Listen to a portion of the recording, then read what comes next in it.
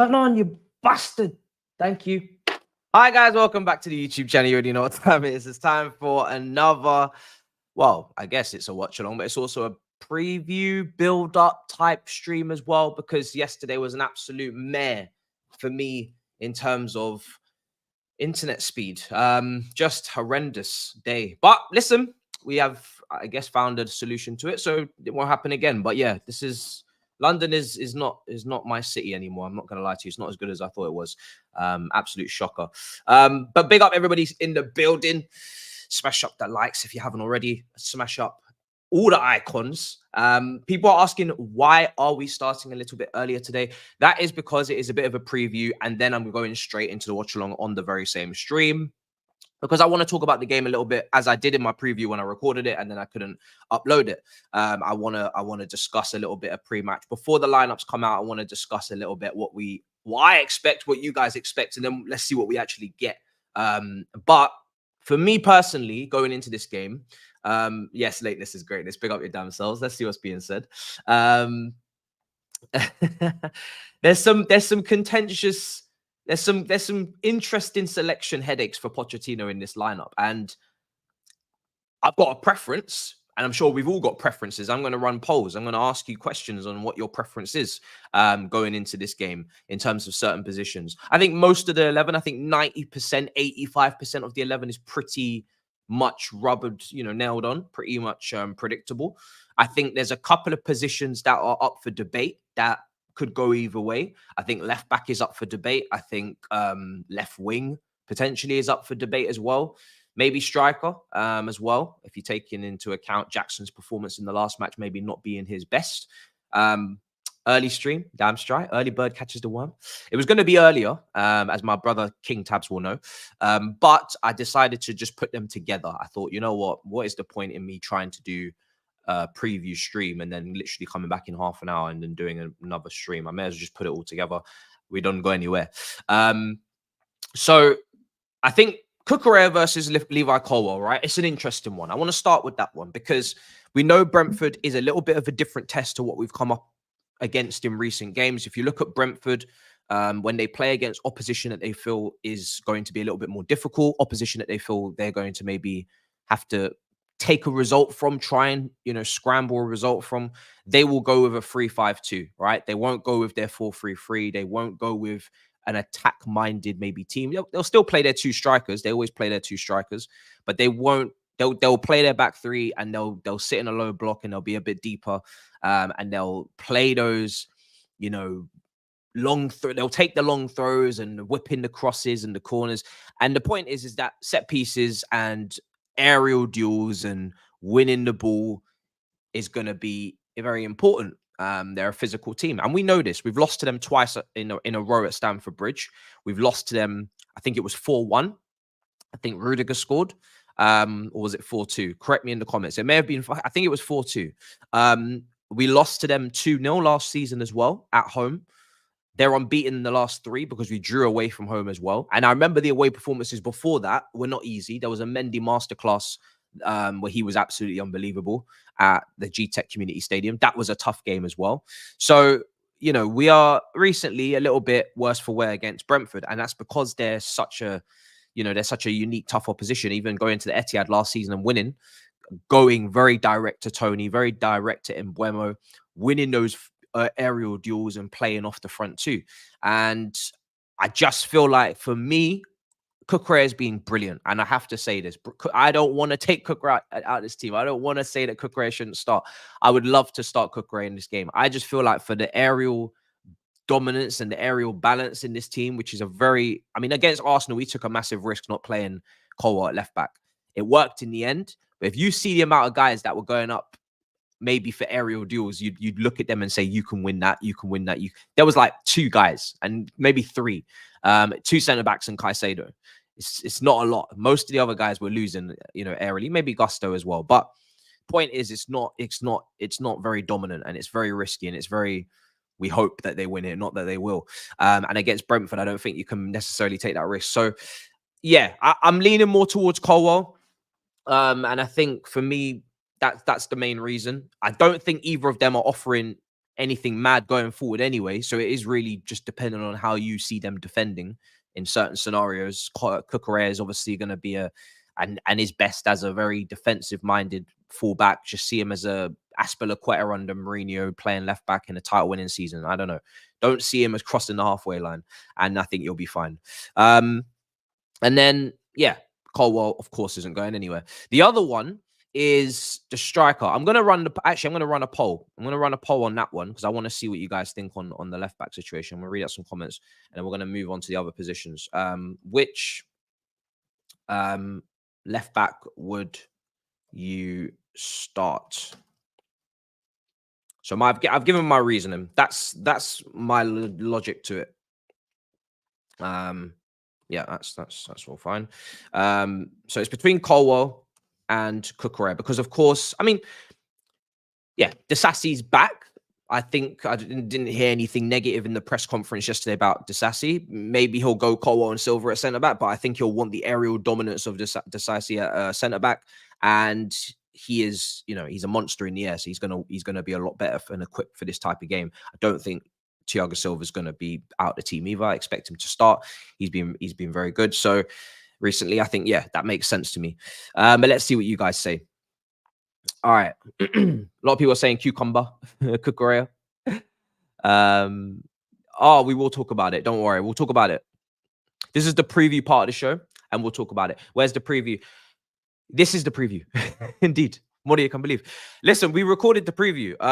And as you guys know, you know what? As you guys know, why would I do as you guys know when I can just show you? Because you guys are family. Welcome to my home. Okay, welcome to my home. You've seen me stand up and celebrate Mudryk goals. Why not just show you? Okay, so this. Can you see? This is the setup. Okay, you saw me and Babs recording there. It's 2 seats and 2 new mics, and everything's pretty much prepared and ready. And I think you'll see over here a camera as well. I don't know if that's going to show up for you guys, but you might see a camera in the distance. So this room is all the same room, guys. Okay, so a lot of people have been asking me, I should have just done a house tour. A lot of people have been asking me, what's going on with the studio? The studio is this room. Okay, it's all in the same room, and we fortunately, luckily, thankfully have space in this room for once. Doesn't in line with the rest of the places I've lived, but this place actually has space. So I'm trying to turn it into, and I have turned it into a bit of a studio. However, with the camera comes bigger files, SD cards. You get it, 4K. We was trying to do a madness, right? Yesterday in the preview, I'm not going to lie. Two camera angles, right? 4K. I was trying to bring you some madness, and it was all fine. It was all fine. It all worked perfectly until it came to the internet, which is super fast, which is not fast. You think super fast is fast, it's not fast. Super fast is shit, okay? You need ultra fast, you need giga fast, you need just levels clear of whatever super fast is from Sky. Unfortunately, the area that I live in doesn't have ultra fast, it doesn't have giga fast, it doesn't have fiber optic. And it's very sad because there's nothing I can do about it. I love this place, really nice house. So I have figured out a solution as how I can, navigate through it, but unfortunately I didn't have time to do that solution yesterday because we had already put all our eggs in one basket, so to speak. So yeah, a little bit disappointing, but at least you can see what we're trying to do here. We're trying to do a madness. You know what I'm saying? When Flawless comes down for Notting Hill Carnival, we'll have him here.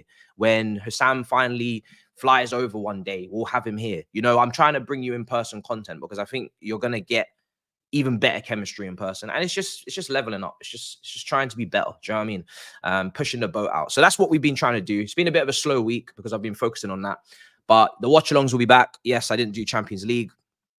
I was trying to learn the new equipment, taking a bit of time to study, learn things and all that type of stuff. But the watch-alongs will be back for Champions League when Champions League comes back. The daily content will be back, all that type of stuff. This will save me money from having to, rent in studios and shit. So yeah. We are here. We are there now. Just a bit of a week of equipment and learning and boring stuff. It had to be done. All right, let's see. Trust me, I'm using the Ethernet cable and it still ain't good enough. Like that's how annoying it is, bro. I'm using the Ethernet cable and it's still not good enough. Now, thankfully, somebody did let me know in the comments on the community. Yeah, nothing happened this week. Yeah, I was looking at Champions League games and nothing. I didn't miss any drama, any something that we didn't think was going to happen. It was just everybody just did their job. So yeah, I guess it wasn't the worst week in the world to yeah, I guess it wasn't the worst week, you know, to have to focus on that. But yeah, in terms of Ethernet cables, we've tried it. So someone did come up with a really good solution in my community tab yesterday. I will be doing that. I think it was, well, it's like a external box or something like that. So we'll be going down that route. But yeah, in terms of this, let's see, my brother in Christ, the previous slide. 70% are going with Cucurella, 69%, 69% are going with Cucurella to start this game from the get-go at left back. I like that. Do you know why I like that? Because you guys are you just disagree with me. You heard all my logic. You said, bun your logic, brother. And I like it and I respect it. And do you know what? I do really want Cucurella to be rewarded for his form. So if he does play, no qualms. You know, if we get, we're gonna get the lineups in about 13, 14 minutes. If Cucurella is starting, no complaints. I just hope. Let me just say this. I just hope that on set pieces and on long throws and on wide free kicks and all that palaver, if he does start, I hope we still take care of those businesses, because if we concede goals from set pieces, that's not very good. So yeah. All right, second one up for debate. Oh shit! Where'd you get this information? Huh? What? Where did you get this information from? And where? No. We don't want this. This is not what we signed up for in the build-up stream. I'm just trying to enjoy myself peacefully. The lineups are not even out yet. No. We didn't sign up for this. We did not. Let me tell you something. We did not sign up for this, okay? We did not sign up for this. It's meant to be a calm half an hour.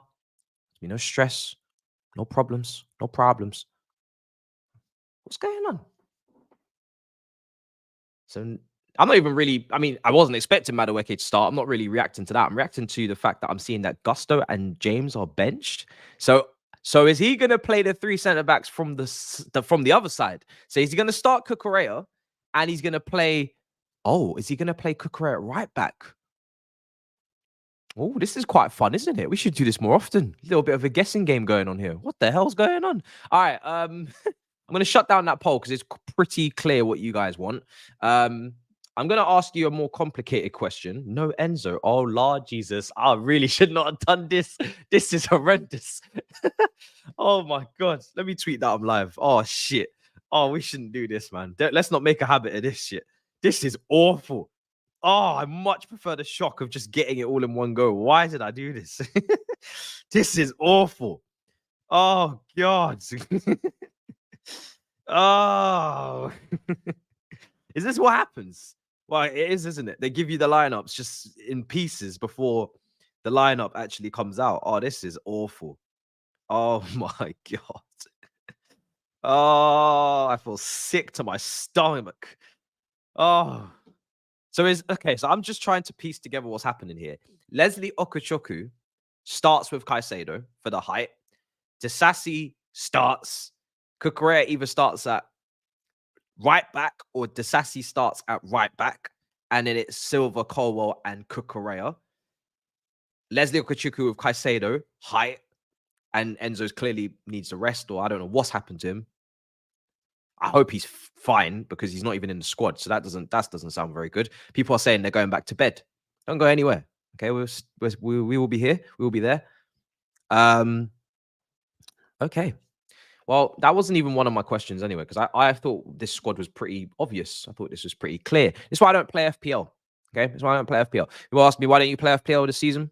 2 reasons. 1, look at this. Look at this foolishness. You can't predict nothing. You don't know who's going to play. Oh, he had a child. So that's the reason. He didn't give birth. His woman, girlfriend, wife gave birth. Yes. He didn't give birth. Let's make that clear. His wife gave birth. Oh, he's got a wife. He's so young. He's only 22. No, Enzo has not given anything. He did his work 9 months ago. He did not give birth. I can guarantee you he did not give birth. His wife gave birth. He was there. But he did He did have a baby though. No, he did. He didn't give birth, but he did have a baby because I saw, posts and Instagrams, and I didn't think, okay, well, his family and personal life is fine. Second child. What's going on with this kid? He's 22 years old. You're 22 years of age. You're 22 years of age. I can't do an Irish accent, Conor McGregor. 22 years of age, having a second kid. Slow down. Man's speeding in a 10 miles per hour zone, bro. What the hell's going on? You're 22. No Mudryk. Nah, this is ridiculous. Did he have a kid as well? Did he have a kid as well? How many people had kids over the week? Which one are you? How many of them had kids? Because I'm not understanding why everybody's just out the squad. What is everybody on annual leave or something? Not annual leave, bruv. What's going on? Maternity leave or something?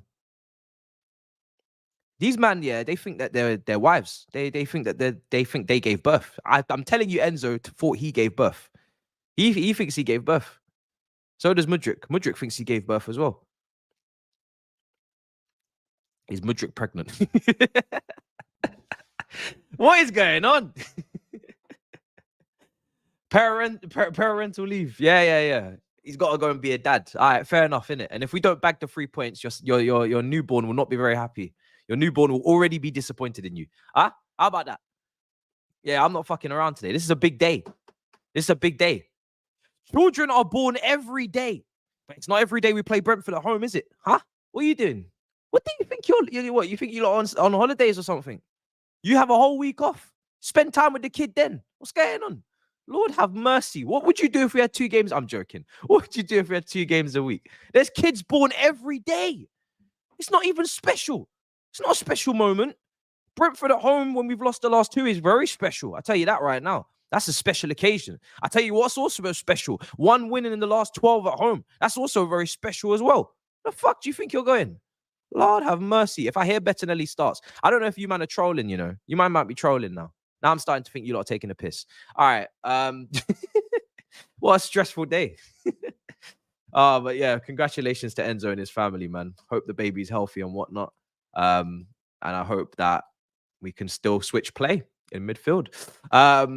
Okay, which left winger will start? Well, actually, it's going to be Sterling. You've kind of ruined my whole build-up part of my show. I'm not going to lie. This is what Chelsea do. They just drip feed certain little bits of information. You're kind of ruining the flow. We're meant to be having a bit of a guessing game, a little bit of a fun time here, talking about who's going to play where, and you just start dropping all the news, bruv. Is it Sam again? Sam's dropping the news, isn't it? Man United fan. Someone's got to stop him, and somebody's got to stop telling him as well the information. 2 things have got to happen. Oh, dear Lord. Okay. Well, this is interesting now. Where do we go from here? Well, I guess I can start filling out my lineups. Willian starts. Di Matteo starts. Do you know what I mean? Oh, dear Lord. I don't know what to say. I'm in shock. I'm in absolute shock. Maybe a bit of denial as well. So what you mean to tell me is that is Gusto seriously not starting? Do you know what? Let me just check for myself, because I'm putting a lot of trust in you guys when really I could just check. You might be trolling me. You might be trying to scare me. Oh, no, you're not. You're being very serious. Oh, dear. If Gallagher's back in that double pivot again, I swear I'm going to rip my hair out. I'm going to rip my eyeballs out, because he's been playing so well in his advanced 8 role. What do you mean Mudryk's not in the squad? Where's he going? Where do you think you're going? Oh, my. Oh, Lord. This is meant to be, and I don't mean to be disrespectful, a gimme. This, in this run of 7, this has to be a gimme. Guaranteed. 100%, no money back, 3 points, no receipts, no returns, no switches, no swaps, no shit. We are meant to be winning this game, and comfortably. But, a win will take a win, because we haven't won very often at home. I really hope these changes don't affect the fluidity, the chemistry, the capabilities, the facilities, because if it does and we don't win, my whole week is ruined. My whole week is ruined. Blackburn won't cure me. I'm not gonna lie. I'm already devastated after what happened last Sunday. I don't need more. But let's see what the rest of the team is. But the fact that there's no Mudryk, so the Sassy does start according to Ollie, a informer from AFTV. What the fuck? Okay, this has to stop. This has to stop, okay? We have Ollie from AFTV. We have Sam from United Stand. First of all, their names rhyme. I don't know if that's a coincidence. But second of all, why are they leaking our team news? Do you leak your own team news or do you just leak our team news? Who's giving you this team news? Somebody needs to be taken away for a long time. What's going on? Why do these people have our team news? I'm not following him. I'm not encouraging this behavior. What is going on? If I see Ollie at studio, we're gonna have a talk. Who is Ollie from AFTV? We're gonna have a conversation because you need to stop leaking our team news. I don't recognize you, but we're gonna have a talk. This is ridiculous. Stop leaking our team news. I don't want the news. I don't want the news now. I prepared for the news to come out at 11:30. That's in 3 minutes. I have patience. Getting it earlier doesn't do anything for me apart from raise my blood pressure. Just leave it alone. Leave it alone. If I see Malang Sarr, you know what the worst thing could happen right now? Malang Sarr starts. Malang Sarr starts. Oh, that would actually finish me off. Ah. Oh, dear. That would be insane. Okay. Okay. This is all going very left. Okay, Disassi starts. That's fine. That's good. Aerial duels. No Mudryk. So, okay. So what I'm piecing together in my head, and I'm just going off the cuff here, is sadly going to be Gallagher and Caicedo in the double pivot. Then it's going to be Palmer in the 10. It's going to be Madueke on the right. It's going to be Sterling on the left, Jackson up front, Cucurella, Silva, Colwell, Disassi. That's what it is, right? That's what it is. That's what it is. Gallagher's deeper. Damn. No Badiashile. Nah, no Badiashile, but I don't think we need Badiashile. And it's not because he's not great. It's because we just have a lot of centre backs and they're all pretty good at the moment. I don't think we need to rush him into the team. And he has come back from a very long injury. Now, I expect him to be on the bench. But yeah, that's as far as that goes. Okay, this is not how I planned on my day going at all. I really did not plan for this. So I'm a little bit discombobulated. I don't know what's going on. Why is this happening? I need reasons. Pochettino, can we please have answers? We know Enzo has given birth. That's the only one we know. The rest of this makes absolutely no sense. Jackson obviously will start up front. That's a no-brainer now after everything that's just been released. What would the Brentford team look like? Is that going to be predictable, or are we going to get some kamikaze there as well? This is crazy, people. Honestly, this is absolutely crazy. Well, we better win. That's all I'm going to say. We cannot afford any other result. So this is how it sounds with a minute to go. Sanchez, Disassi, Silva, Colwell, Cucurella, Gallagher, Caicedo, Madueke, Palmer, Sterling, and Jackson. I don't know what Brentford are doing. And frankly, I don't even care anymore. I was going to talk about the opposition. I had plans, big plans today. But they've just absolutely shat on them tenfold. In Buemo and Vista will start, I'm sure, guarantees. I'm sure they won't be doing any surprises. Where's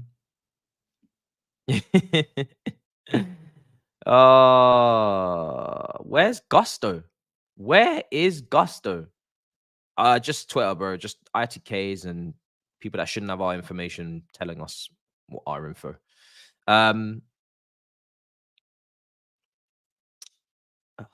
Well, do you know what? All I have to say to Enzo is calm down, okay? Because you've had 2 kids now. You're 22. On average now, you seem like you're popping out one potentially every 3 years. So if you continue at that rate, you're going to be missing a lot of games. And I don't want you to miss many games in your career. So let's just be mindful of your appearances, right? He's played every game for us since he's arrived. I don't know what I'm waffling about. Just angry. Just angry. Don't like this at all. This is not the balance that I asked for. This is not what we've been doing recently. This is a mess. It's too much disturbance. Do this against Blackburn. Have your child a week later.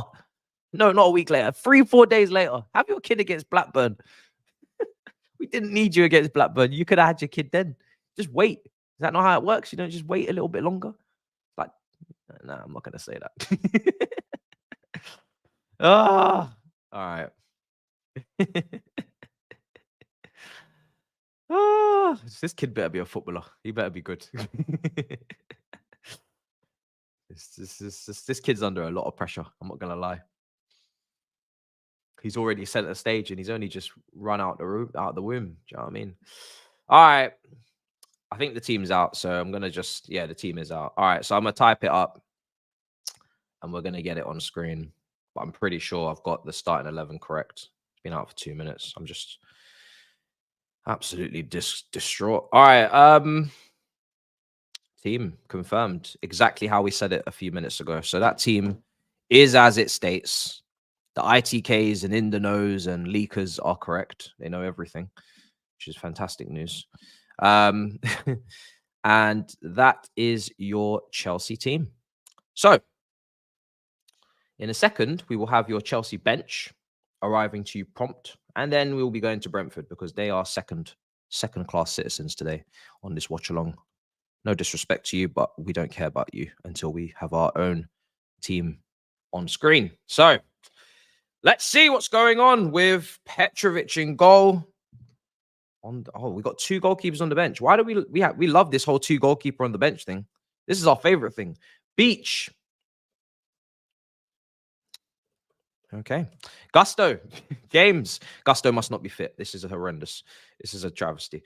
Badia Shill on the bench. There he is, if you're asking. Matson on the bench too. Leslie, Oku, Choku on the bench. Welcome, brother. Good to see you. Matos. What the fuck is this team on the bench? Who are these people? Where are my super subs?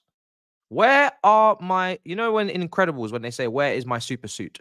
In Incredibles, they say it a lot. I can't remember who it is. I can't remember the name of the character. I think it's the ice guy. He says, where is my super suit? Right? Where are my super subs? Where are my game changers? Where are my level raisers? Where are my faders? Where are my fucking substitutions? Where are the players? Do we have to always have an injury crisis at this club? Are we incapable of just having players available for a consistent amount of time? Just as we're starting to get players back, I'm like, wow, I can see a bench full of impact subs, that can change the game. And here we are back in the trenches once again. We're back in the trenches. I have no idea why. We didn't have any warning for this in the press conference yesterday. Everything was la-di-da-di. Everything was fine. There was no stress, no problems.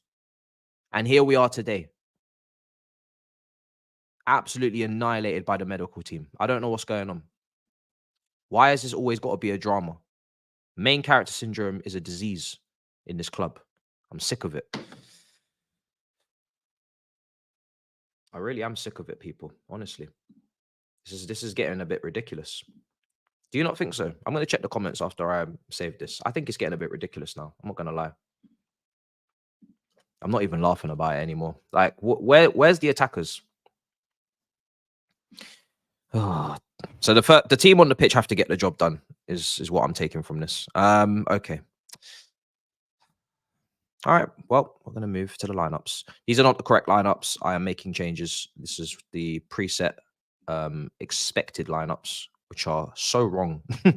They are so wrong. They are nothing close to what the actual team should be. Actually, I think the 11 of Chelsea is correct. Yes, it is. All right. Away team is wrong. Okay, guys, bear with me. Usually I do this behind the scenes, which is why I'm always a couple minutes late, but I'm doing it live in front of you now. And the bench is done and dusted. I don't know why this is not on full screen. Very, very unprofessional. Yeah, guys, if you see any news while I'm doing this away team, which I will be getting done very quickly, let me know where our players are. Let me know where our players are. I mean, listen, if I had seen Washington for 1 minute or more, I would be so, hopefully I'd be confident about seeing him and, he's a good player. And I'm sure he is because our scouts have been absolutely ripping it up in Brazil. They know Brazil like the back of their hand, right? They are the Brazilian experts. However, against Brentford in a must win, am I trying to see him today? No, not really. I would have much preferred to just go with a team I recognize, but it is what it is. It is what it is. We know Bro is out injured, to be fair, so Washington was always going to be there. He will be there.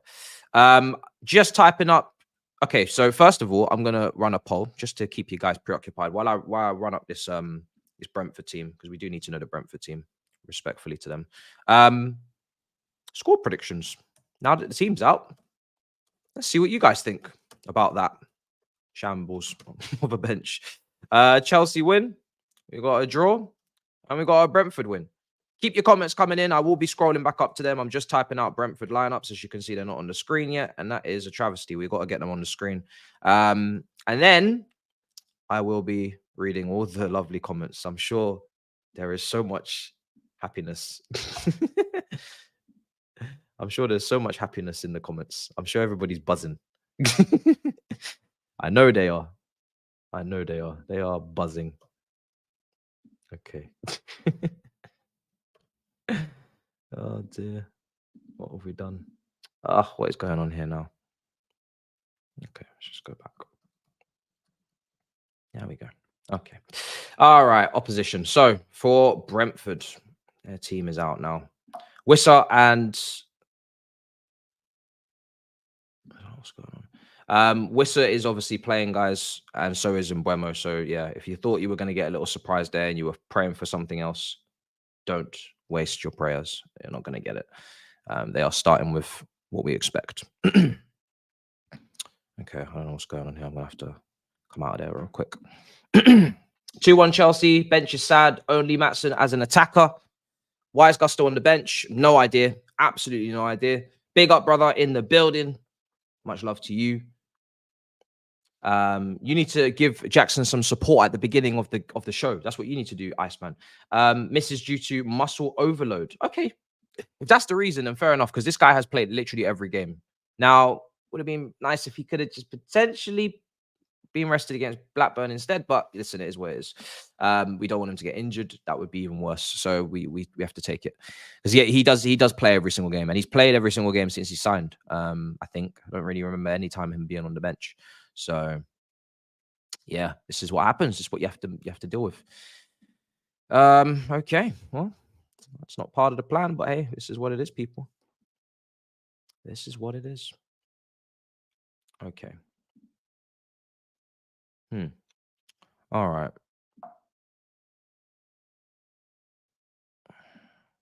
Why are we playing games today in here? All right. Let me see. Some sort of issue on here. These guys not going to let me type. You want to play games? All right. Maybe the Brentford lineups won't be with you, because these guys on Adobe just want to be pissing around today. So we're going to see. But right now, I'm going to go back to the comments, because these guys are annoying me. All right, cool. Let's go back to you guys, because Adobe's playing up. Midday, mid-off incoming. Not sure, actually. Not sure. Let me just quickly go through any updates that are coming through. At least we got the Chelsea lineups before Adobe started to piss around. Okay, let's see what's being said. Enzo misses out due to muscular overload. So that's been confirmed by, well, Nathan, another ITK. So he's said that, put that out there. Brentford are playing a back five, as expected. Back three, back five, pretty much same thing. On the ball, maybe back three. Off the ball, maybe back five. But they are going to be deep. They are going to be low block. FYI, I believe Mudrik's absence is due to illness. This is from Felix. There's been a bug going around. Cobham employees were to stay at home if they felt ill. Mudrik trained all week. Interesting. I mean, that sounds like a fair, because listen, Mudrik is a very fit young lad. He doesn't really strike me as someone who's going to get injured too much. Takes care of his body immaculately. Puts the work in, puts the graft in, and he's in form and he's playing well. So there's really no other reason for it but illness. And let's hope that he gets over that illness pretty quickly. But that makes sense, I guess. Oh no, guys. Well, okay, let's talk about the lineup. The players that are not here are not here. We have to move. We have to support the players that are here. Madueke starts. Very excited for him, because it's a very big day for him, very big opportunity for him that he needs to take. It's not very often that you get this situation where Mandemar ill for no reason or randomly. I don't know what's going on. People are dropping like flies. You know, children's are being birthed and all sorts of things are happening at Cobham. Your opportunity is now. Take it. You're more than capable. You're more than capable of taking this opportunity. You have the ability on the dribble. Take the opportunity with both hands and run with it, quite literally. Because I think if we were to start getting in a groove, there'll be less likelihood for rotation. You know, if we're starting to play well, which we are, we're starting to get into a little bit of a run, unbeaten in 4. There's not necessarily going to be much rotation in the 11. I think Pochettino is pretty renowned for keeping the same team if the team is playing well in his previous jobs. And he's not exactly going to just make pep rotations for no reason. So you may not get much starts, you know, because Sterling's been playing pretty well and Mudryk is definitely playing very well.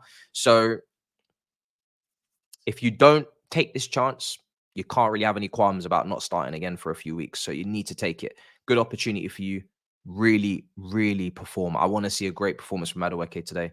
And also, please track your runners. Track your runners, guys. I can't say it enough times. We need to be doing our due diligence in a game like this. We need to be doing, you know, have your table manners. Have your, you know, do your home, do your spring cleaning. I don't know what you want to call it. You know, take care of your basics. Do your basics. Do the very basics here. Track your man, win some of your duels, and then obviously going forward, do what you got to do. But don't be sleeping, because we need everybody putting a shift in. There is no free roll in this team. There is no free roll. There is no player that can just glance and glide. And no, you have to put the work in. You have to put the work in defensively. Stay switched on. Keep an eye on your man. I'm sure it's been mentioned. Hopefully it's been mentioned, because it is something that's happened repeatedly, which is expected in young players, especially in the wide positions, but we don't want to keep seeing that. People are telling me Mudryk is injured. Did I just jinx that? Are you going to do a watch along of a Clasico and the Arsenal game? No, unfortunately. So just the Chelsea one. Then the review will come out. And then my next focus will be filming more content, because I haven't done videos in quite a few days, and that makes me very sad. So I don't really do watch-alongs after Chelsea unless it's a now, El Clasico, to be fair, is a massive clash. But first of all, I don't even know what channel it's on. I don't even know if it's even being broadcasted, because you know how sometimes they get with these La Liga games. But I do want to get this review up and out, and then just move on to the next pieces of content that I need to do. But I will be there for the Manchester derby tomorrow. But yeah, and also because this watch along is a bit longer than usual, because I've done a bit of build up as well. Probably haven't got the energy for all of that today. Was up pretty late last night doing the pro clubs, and that was pretty dysfunctional. What a shocking display that was from everybody involved. It was not good. But I will tell you, and again, this is part of my tiredness. After that pro clubs, I was motivated massively. That Big Six pro clubs was a disaster yesterday. We was in the playoffs in Division 3. We were meant to get promoted, and we absolutely fumbled the bag. It motivated me and Turkish, and Saeed a little bit, but me and Turkish mainly. We were banging out the pro club, you know, playoff play-in games. I don't know what it is, right? You just drop in games. I must have played about 10, 15 drop-in games. Like, I was trying to get my rating up, because I'm trying to make this pro better. Because the next time that episode drops, we need to be carrying the midfield. We need to be on point. So, yeah, played a lot of drop-in matches yesterday. All right, cool. Gallagher in the pivot. Why not Leslie next to Caicedo? Good question. Low block, up against a team that aerially are quite dominant, or quite a problem, quite an issue. Where is Leslie Okochoku in a game like this? Maybe Gallagher sticking to his natural position, or where he's been playing, going with midfield 3. Then Madueke doesn't get a nod. But, you know, again, it's debatable in that one. Would Madueke be better off the bench, because we don't really have another attacker on the bench that we can depend on? So we could have another option there in Madueke. But that's the option. That's the decision he's taken. Overall feelings and thoughts. Obviously, I'm not best pleased with the missing absentees, but I think Palmer and Jackson have got a very good relationship, very good chemistry. Every time they play together, they tend to cook up a storm. They tend to create a chance. They tend to combine very well. Jackson seems better playing with Palmer, as he was when he was playing with Nkuku, and Mudryk a bit in preseason. He likes players that he can combine with, connect with. I think Palmer and Jackson could be a very good relationship in this game. I think physically we're not going to win those, crosses being flooded into the box. I'm sure Brentford will take care of that business. So we need to be intricate. We need to be playing in the pockets, stretching the pitch as well. I think the wingers need to stay wide, which might be why. So, okay, I might have just stumbled upon a solution just by waffling. I think Madueke and Sterling are playing on those wing positions instead of Palmer with Gallagher in the 10 to stretch the pitch out, because it's a low block. And this is the thing. When I was saying in my preview, which never seen the light of day, we don't come up against low blocks very often this season. Most games against, outside of Luton, maybe Burnley, have been up against high lines. Bournemouth, high line, didn't care. Take a look at Aston Villa, high line, don't care. Arsenal, high line. So many high lines, so many teams that maybe West Ham are a bit deeper as well, you could say. Most teams, though, were, pretty brave in their approach. They didn't want to sit back. Now, to unlock and to bypass that low block, we're going to have to do something different to what we've been doing. And I have been saying that Gallagher, for me, is part and parcel why he's playing well, because of obviously the hard work and the improvements and whatnot, but also because of the fact that we are playing in more of a Palace style than we would have been playing usually. Usually, we have possession, but we also have to come up against low blocks. We now have a bit of possession, but we'll also come up against high lines, which is what Palace would come up against. So he's getting a lot more space to run into. He's getting a lot more transitions. It's a lot more transitional football we're playing. It's not so much methodical, slow, which I don't think suits Gallagher. Slow, methodical, intricate football up against low blocks. We're playing more transitional counter-attack, direct, not even counter-attack, I'd say direct transitional football. So that suited him really well, and he's doing very well in the advanced 8 position because of that. Now, today, we might not be able to play that football because I don't think Brentford are going to want possession. I don't think Brentford are going to play anything close to a high line, right? So we're going to have to be a lot more precise and a lot more, the spaces in the half spaces are going to be a lot more congested. So that's where Palmer comes in. Palmer plays in the 10. He is naturally more of that type of player that you'd want in those tight spaces, those half spaces, a better passer, etc. And I think that might be the reason as to why he's playing in the 10. But also, I think the wingers stretching the pitch, holding the width, creating more space in the middle for the Gallaghers to push forward as well. So I think Madueke and Sterling's job will just to be on the touchline and to create that space in the middle, with the likes of Jackson dropping deep as well and all these things. So it makes sense. At least it does to me. I think that's what we're doing. I'm going to run with that. I think that's what we're doing, guys. Okay. Don't know what's going on with the... Oh, no. I don't know what's going on with Adobe. They just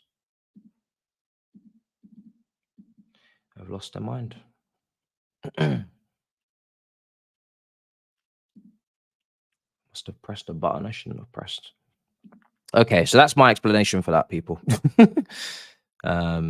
Yeah, I'm definitely in some sort of wrong setting. But you know what? I don't think you guys want the Brentford team that badly anyway, so I'm not going to fiddle around with it. Why did Matson sign the contract? So, the latest on Matson, which was ages ago, but if you missed it, basically Matson, it was triggered. I think it was an automatic trigger in his contract to be extended to 2025. So he'll have 1 year left next summer. Now, doesn't really mean too much in the grand scheme because you still need him to sign a new contract, because if he doesn't, he's going to get sold. They're not going to let him go with a year left in his contract again. I think they had this clause. They knew they had this clause, so they have now used it. Now, I think going forward, if you don't sign, you will be sold is the remit. So, yeah, not necessarily really a change in the situation, in my opinion, but a little bit more security on our side, where if he doesn't sign, which again, I have no problem with him if he doesn't sign because he's not really getting many games. It's really down to his own, his own perception of the situation, and he's not getting many games, so I could understand it. But at least then we can command a proper fee. Um, yeah. Okay. So let me just check the latest on. Let me just check the latest on the team. Any more reasons as to why certain players are out and whatnot? Um, Huge game for Madueke, as we've already stated. Huge game for Jackson as well. Huge game for those two, I think, in particular. Those two really are fighting for their place and really desperately need proper top performances. And this is a good opportunity against a team that, listen, haven't started the season brilliantly. They're 14th. They did beat Burnley last week 3-0, but we know how poor Burnley have been in terms of their results. They kind of gave away a win at Old Trafford in the dying minutes against McTominay. We saw that late turnaround at Old Trafford. And yeah, I think that win last weekend was their second win of the season. Not like we're on many more. We're only on one more than that, 3. But yeah, I think this is definitely got to be a gimme, guys. We've got a lot of defenders today. I think all the defenders, apart from Trevor Chalobah, all the defenders are back. James is there, Gusto. So it's just Chalobah and Chilwell that are missing. Everybody else is back defensively. It's a lot of guys, a lot of bodies. Okay, so that's cool. So yeah, we've addressed that. Am I feeling confident? Well, my score prediction for this game was a 2-1 win. And I thought I was being too cautious, or I was being too careful, too, stingy with the result. But now that the lineups come out and I've seen what's on the bench, Fofana as well. Yes, sorry. Forgot all about Wesley Fofana because he's out for so long. I haven't seen him in ages. We've got a lot of defenders. We definitely need to sell. Chalobah's going to be sold, and a left back needs to be sold as well. We've got too many defenders. It will probably be Matson. Let's be honest. Cucurella is playing really well now. It's probably going to be Matson, even though he's not even down as a left back for Pochettino at this point. But yeah, we're missing a lot of. We're still missing. We're still missing Fofana, Chilwell, and Chalobah. And look how many defenders we have available. It's actually insane.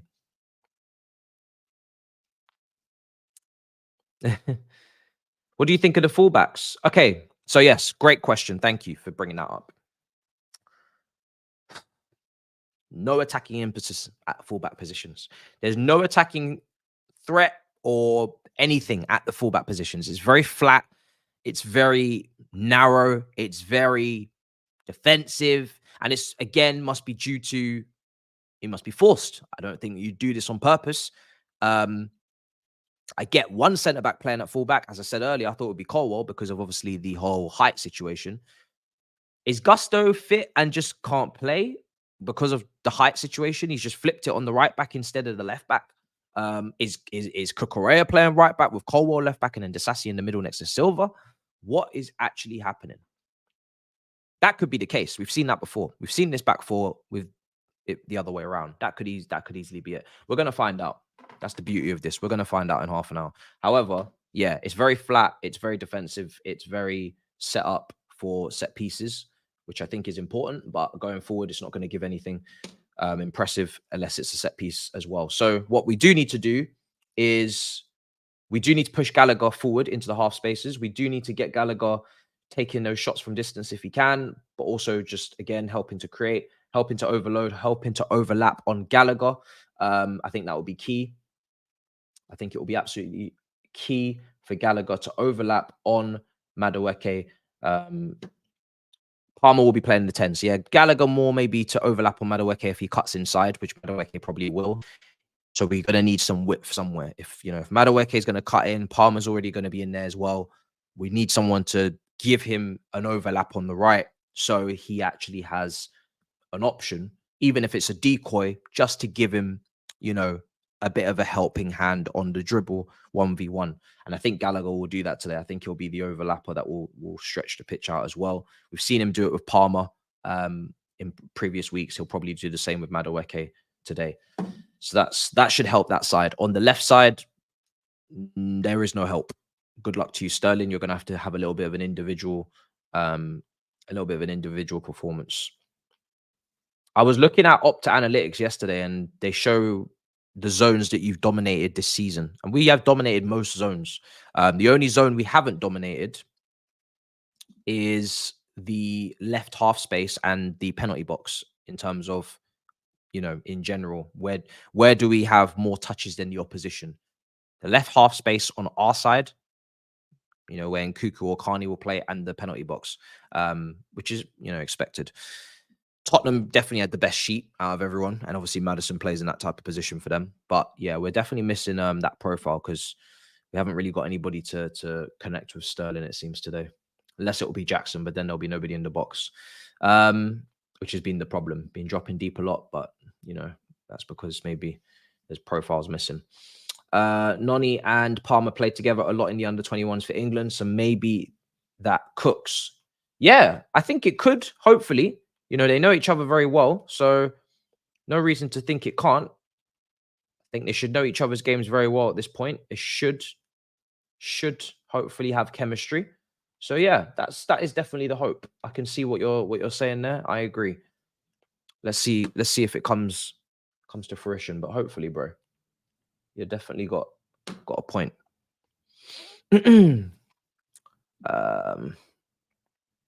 No, I'm not going to do El Clasico. I know Saeed will be doing it, though. I'm going to be putting my review out. But, yeah. I wish I could have done it, but the time is just too odd for me, personally.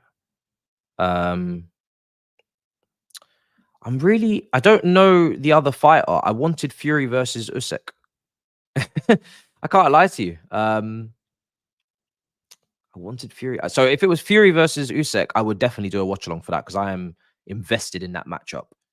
This one, not so much. I'm not sure who the opposer is to Fury. I've not heard of him before.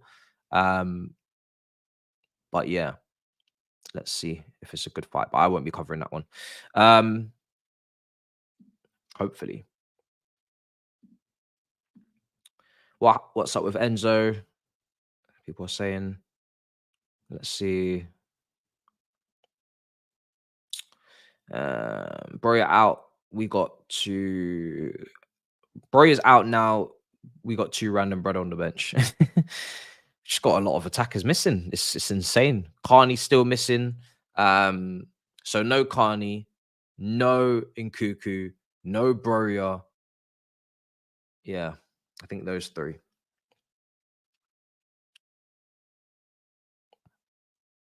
He's a UFC fighter. He punches like a freight train. Oh, sorry. Yeah, because my boxing brain's on, so I've not heard of him at all in boxing. I think I may have heard of him now in UFC. Yes, I think I may have heard of him because he's quite a massive name in UFC, isn't he? It's a huge name. But I didn't know. I didn't piece those 2 together. I thought he was a boxing, and I just said I've never heard of a boxer named him. But yeah, okay, now it makes a bit more sense.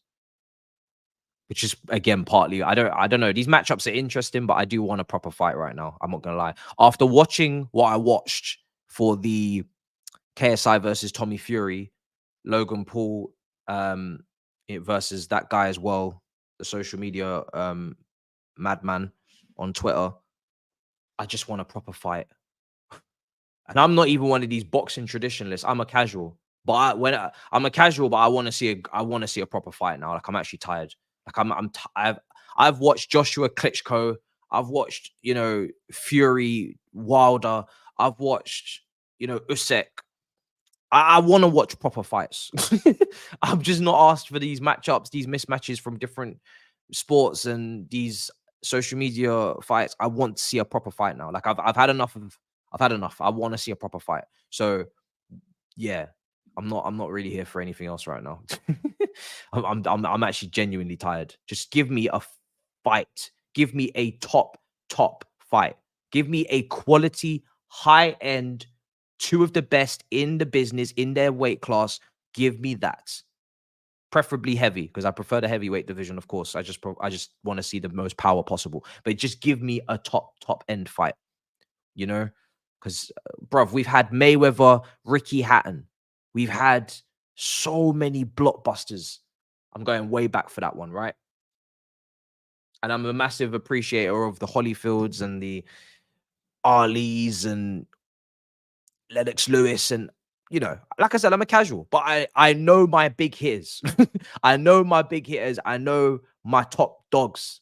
I want them back. I want to see a proper fight. I don't want to see these foolishness. I don't want to see this foolishness. Pacquiao, of course. I want to see a proper fight. When I get a proper fight, I'll be doing a watch along for it. All right, cool. All right. I missed. Yeah, I did. That's something I should have tuned into. All right, cool. Let's get away from that anyway. So, let's see what's being said. I woke up early. It's 5 a.m. here in America, and I see this stupid lineup. Matisse, what is this? We better win. No draws either. Yes, brother. First of all, good morning to you. We can't afford to drop points. No. Now, what's going on with this team? If you haven't already heard and you're late coming in to the build-up, it's a Enzo Fernandez apparently muscular overload or muscle overload, according to Nathan Gissing. He also says that Mudryk is injured. This has not been confirmed by any other reporters at this current moment. I am still waiting for more sources. So, yeah. Also, Tottenham won yesterday. They're getting further and further away, and it makes me sick because I have a bet with Abby that we will finish above them, and it's starting to look a little bit in jeopardy. I haven't given up the goose chase on that one, but it is starting to look a bit mad. I can't lie. That bet is not looking good. It's not looking good. It's midnight in New Zealand. Why are we not starting Gusto? I had a feeling that one centre back would start in a 4. I just thought it would be on the other side. Cucurella. Maybe Cucurella play right back. We're not going to know. Maybe Cucurella play right back. Message for the 11 today, the first 11. No individual errors. You are banned. You are banned from making individual errors today. Okay? You are banned from making individual errors today. You're not allowed to make individual errors. Okay? I know Pep has said previously you are allowed to make mistakes. No. You've made enough mistakes. You're not allowed to make mistakes. It's over. You had enough. We've had enough. Everybody here has had enough. Okay? It's time to have a clean, calm, composed game with no individual errors, no passing to opposition players, none of that. None of those shenanigans. Everybody needs to be locked in today. I don't want to see no errors. It's actually infuriating how many goals we would have not conceded if we just didn't make silly errors. If you look at the goals we've conceded this season from errors, and some of the big chances we've conceded from errors as well. We've got lucky quite a few times passing out from the back where we've given it to opposition players. They haven't capitalized. I think Matoma was one against Brighton where Sanchez passed it to a Brighton player. He chipped the keeper and it just went over the bar. I think it happened in the Arsenal game. We had a situation where Sanchez came all the way out into the right-hand side to close the ball down. They lobbed it into the box and there was no goalkeeper in the goal. And luckily, we won that aerial duel and we got it away. There's been other occasions as well. We need to cut out the errors. Cut out the errors, man. It's really, really poor. Do that. Do the basics. Track your man. Don't allow people to run off you, as we've seen Trossard and not closing crosses and all this palaver. Just do your job. Everybody just do your job, and I think we'll win the game. Any foolishness, and yeah, things can happen. Oh, Brighton was horrendous. Oh, was it Pedro? Sorry. So it was Pedro. Yeah, it wasn't Matoma. Okay. Yeah, it was a little dink, and yeah, very lucky. Okay. All right, cool. Poll score predictions was Chelsea win 73%. Wow, still really positive, still really good considering the fact that we are not necessarily going with a very much our strongest team. Still very high in our favor from the chat. Very confident it seems, which is good to hear. I hope Madueke will play better than against Arsenal. He looked lost last time. Well, against Arsenal, he was playing on the left wing. Now, he has played left wing for the England under 21s at times. So that was something I was interested in seeing, whether or not he was going to perform off the bench, more like a Leroy Sané type left winger where you're focused on cutbacks and you're focused on, I mean, I don't think he's the best crosser at the moment, but cutbacks, and you can still take those shots with your left foot if you end up inside positions. Just I wanted to see how his game would look in that position. But it wasn't great. It wasn't great. Now, it's not really fair to judge him off these little cameo minutes, to be honest. Same thing applied to Mudryk. Mudryk needed some starts. But my point has always been, oh no, you can eat Chelsea. I'm really rooting for him. But not everybody can start, right? So before, no one was playing well in attack. It was Chilwell playing left wing. So someone was always going to get that spot ahead of him. So there was, depending on what the parameter is for Poch in terms of what he needs you to do for you to get a start, it's training or cameos off the bench. I'm sure it's a blend of everything. Someone was always going to get that spot of Chilwell. That spot's gone now. It's Mudryk's or it's Sterling's. That spot is very, very highly competitive. So now we go to the other wing spot, and Palmer's over there, or Sterling. They're both ahead of you in the queue. If they're playing well, you're not going to start. That's just how I see it. You're going to maybe play against Blackburn. You've got an opportunity today due to illnesses and injuries and whatever. But, if everybody starts to pick up form around you and you start to try, if your training starts to improve, or doesn't really matter because you've already lost. You know what I mean? People are already ahead of you in the rat race. And because we don't have Europe and we've only got one game a week, you could really go 2-3 weeks without kicking ball. And that is not easy for your sharpness, your match sharpness in general. So if we had 2 games a week, if we was in the Europa League playing against Lass and Halifax and, Lloyd's, TSB, Bank, on all these teams that Liverpool are playing, if we was playing against these teams, Madueke would be fine. Wouldn't even be bothered about the situation because you'd have plenty of game time in your hands. But with the guys playing well, 1 game a week, should be able to stay fit, you would assume. But we are Chelsea, so maybe this doesn't apply to us. But very difficult to get starts in this type of format with the amount of options we have as well. We've got a very big squad. So, yeah, big game for you to take advantage of this opportunity because we don't know when it's going to come again. So, really take this opportunity, please. I want you to ball out. And mainly because a lot of people, when I was saying before that, I want this kid to, play games.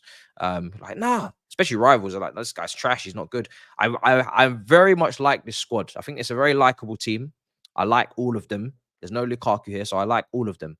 I want them all to do well, even more so than usual. Like, obviously, I always want Chelsea players to play well, but the team is actually likable. So now the team's likable and they play for Chelsea, and I like their personalities, and I think they work very hard and they have a really good vibe around them. I see them, in their little training clips and whatnot, and even when they celebrate, I just like the group.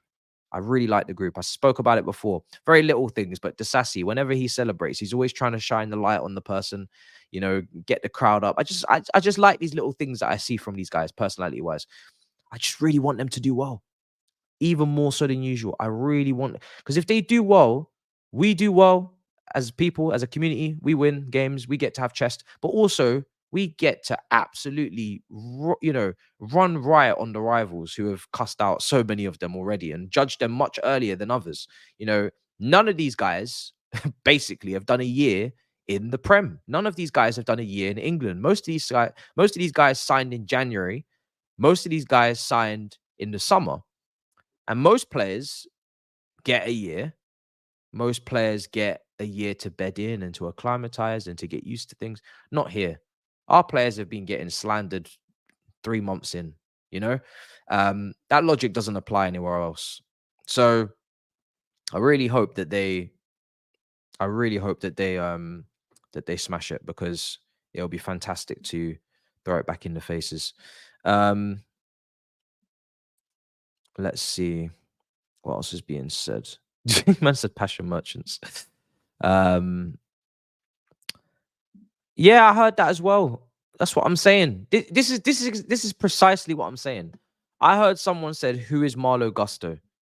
Martinelli will have a field day." I mean, it's just disrespect. It's mad disrespect. Uh, I said it many a time. Reece James is not available.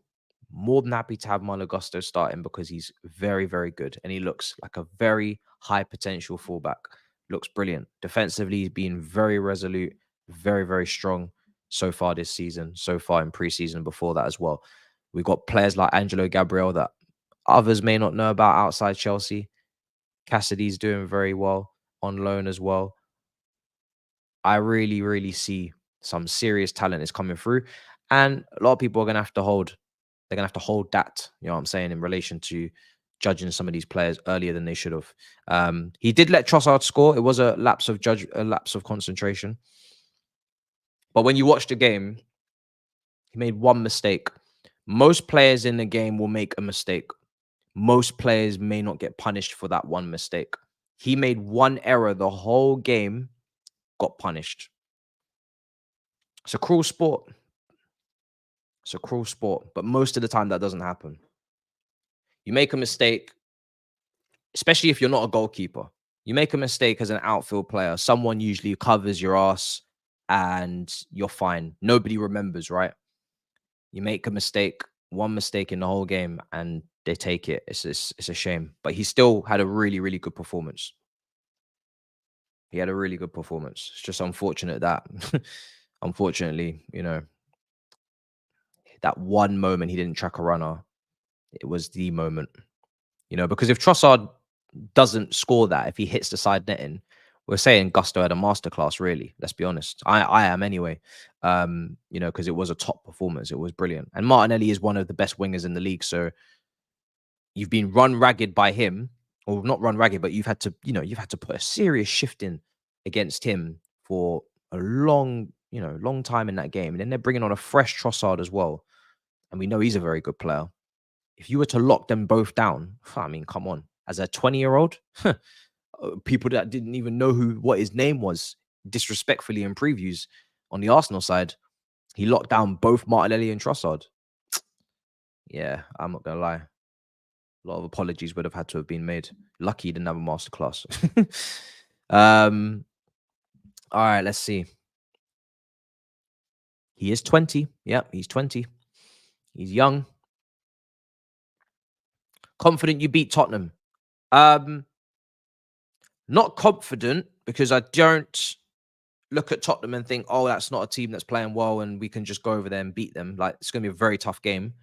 But my mentality in the previews and will be we have to go and win. I can't lie. I don't know what it is, but we have to beat them. I think it's because they're so early in their project and they've started so well, and we need to claw points back on them. I didn't expect us to finish above Arsenal.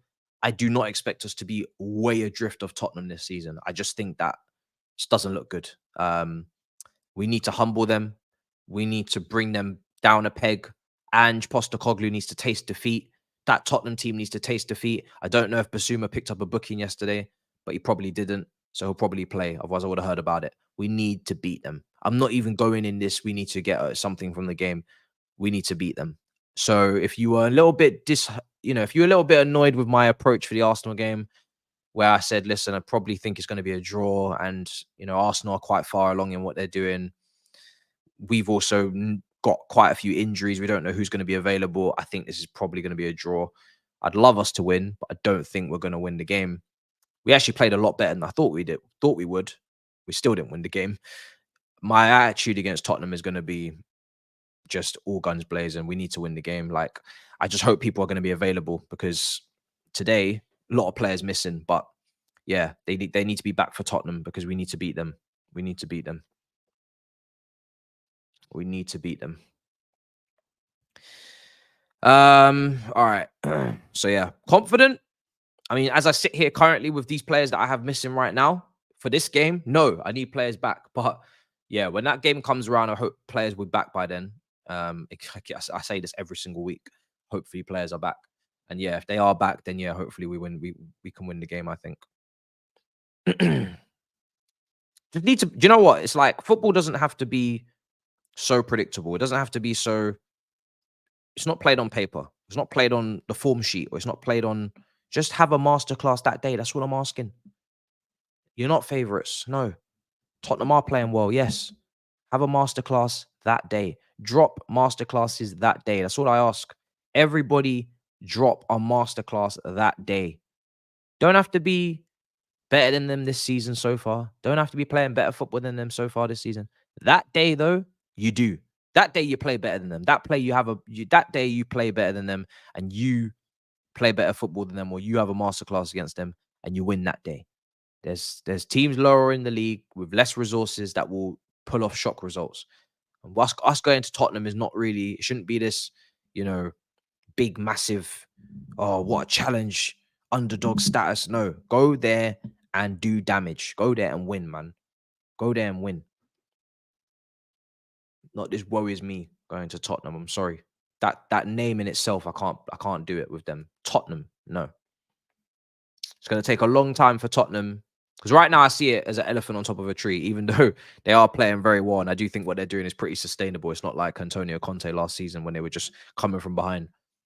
But they have to fall because it's in the fiber. It's in the cotton fiber. It's in the soul of the club. It's in the crest, in the chest to fall and fall hard. So I still expect it to happen, because if Ange Postecoglou changes the landscape of Tottenham, then he's better than ever could have been imagined, because he's now changing history. He's changing the history of the Tottenham. He's changing the protocol. But until he does that, I'm going to continue to assume that at some point they will capitulate and they'll do what they should do, because that's what we need.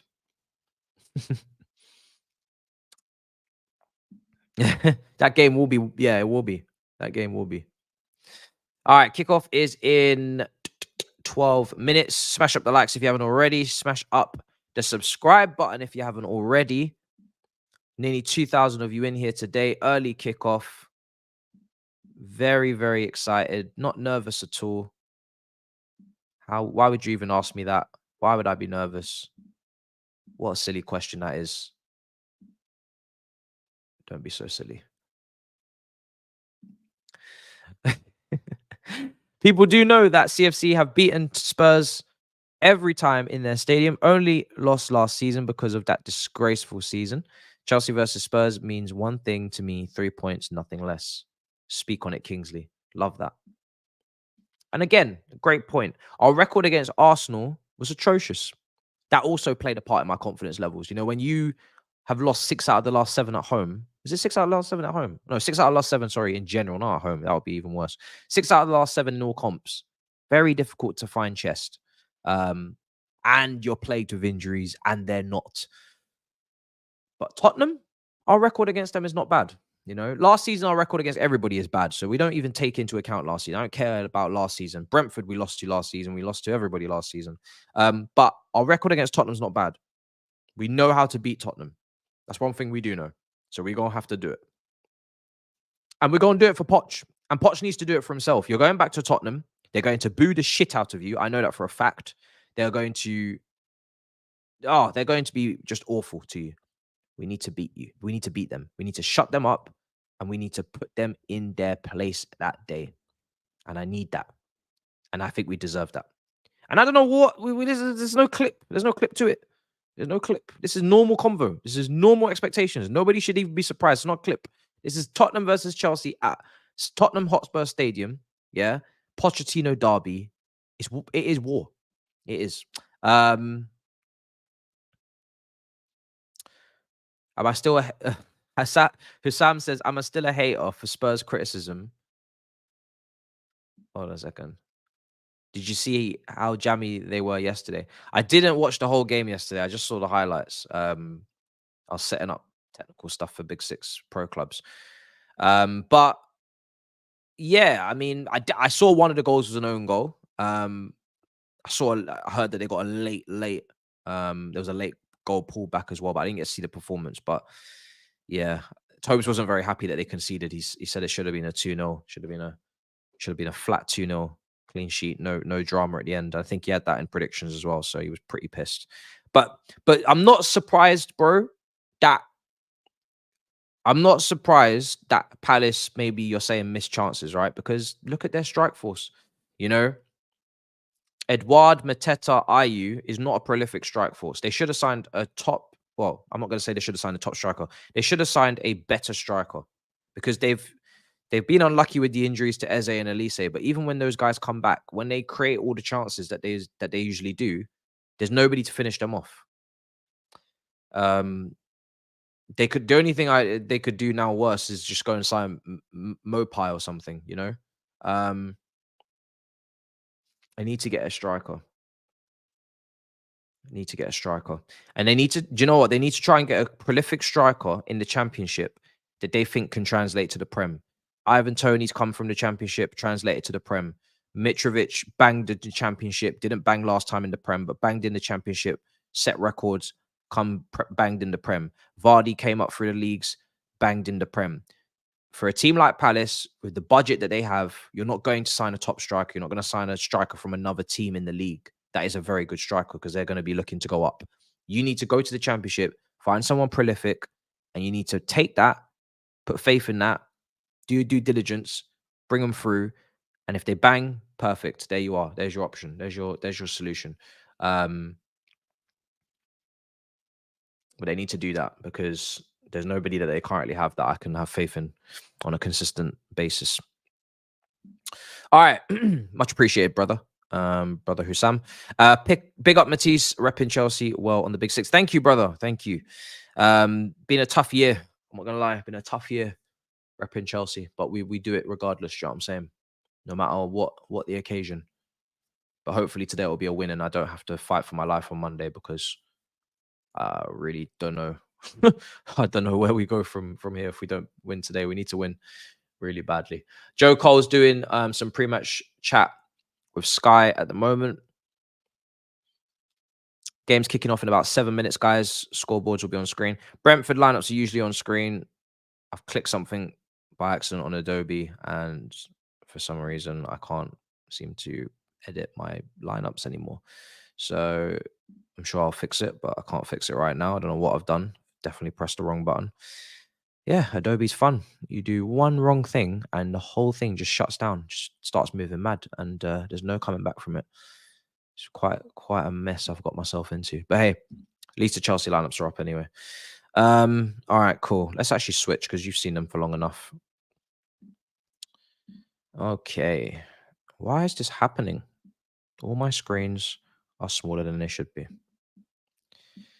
Very annoying. I had it all set up. It's just changing by itself. Okay. There we are. All right. Game's kicking off soon. Time will be on screen. Safety first Saturday. That's what we've called it today. It's safety first Saturday. It's not sacrificial Saturday. It's not sensational Saturday. It's not scintillating Saturday. It's safety first Saturday. And you know exactly why I'm calling it safety first Saturday as well, after what happened last week. Safety first Saturday. They're playing two striker system up against our four. Be very careful in your build-up play. Be very secure. Be very safe. Safety first Saturday. It's not sacrificial Saturday. Sacrificial Saturday is sacrificial Sunday is tomorrow. Sacrificial Sunday is tomorrow. That's why I didn't call it sacrificial Saturday. Much appreciated, AJ. Says usually mute the TNT comms and have your stream in the background. Keep it up. Much appreciated, brother. I look forward to bringing you guys consistent content last week. This week was a bit of a mess for me, but we're moving in the right direction. That's for sure. And I can't wait to just bring the quality 4K. Do you know what I'm saying? And bring the angles and whatnot. It's going to be a lot of fun. And we've got a special guest this week. We've got another new Chelsea fan joining us, and you'll be happy to see him for sure. I'm sure you will be. He'll be making his debut on the channel this week. So yeah, look forward to that.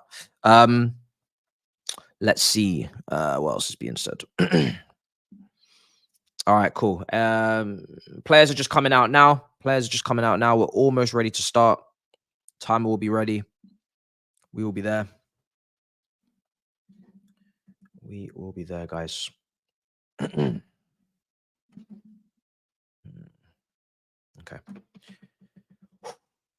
The stress is mad. The stress is mad. Is anybody starting to get a little bit nervous? Or is it just me? Everybody okay? Or is it just me? How's everybody doing? It's the record at home to Brentford is so bad recently. Just seeing them on the pitch gives me flashbacks. Really not good. Really not good at all.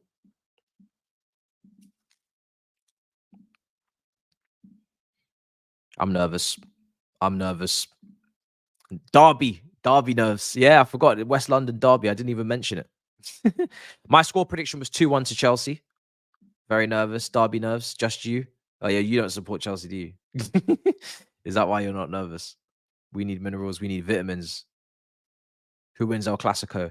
I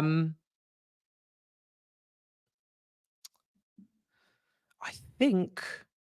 I don't know. I haven't watched... You know what's so sad? I haven't watched Barcelona or Madrid once this season.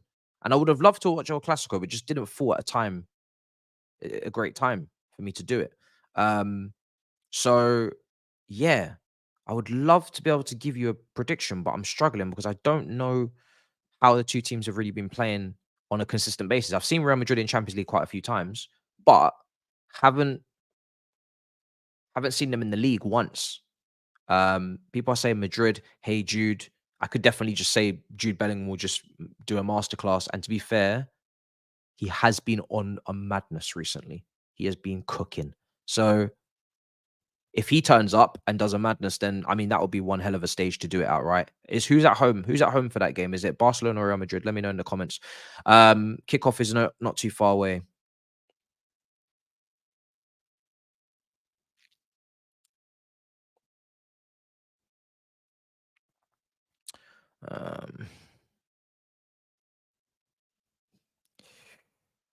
Okay.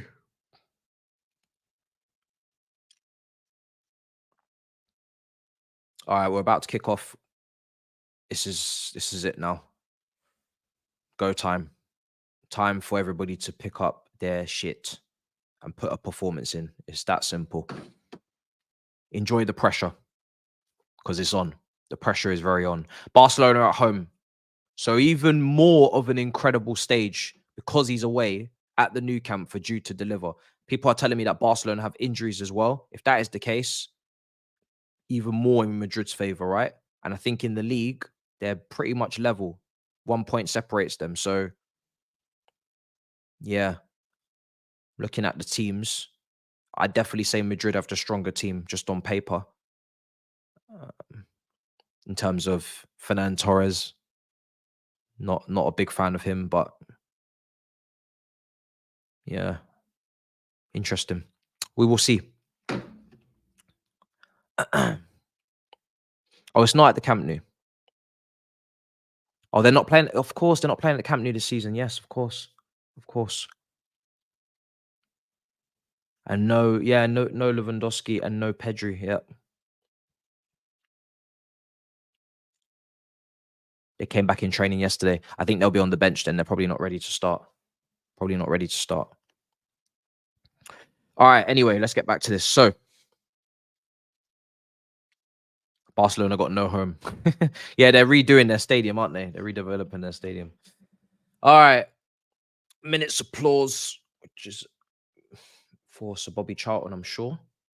Is it? Sure it is. Stress. I feel a little bit sick.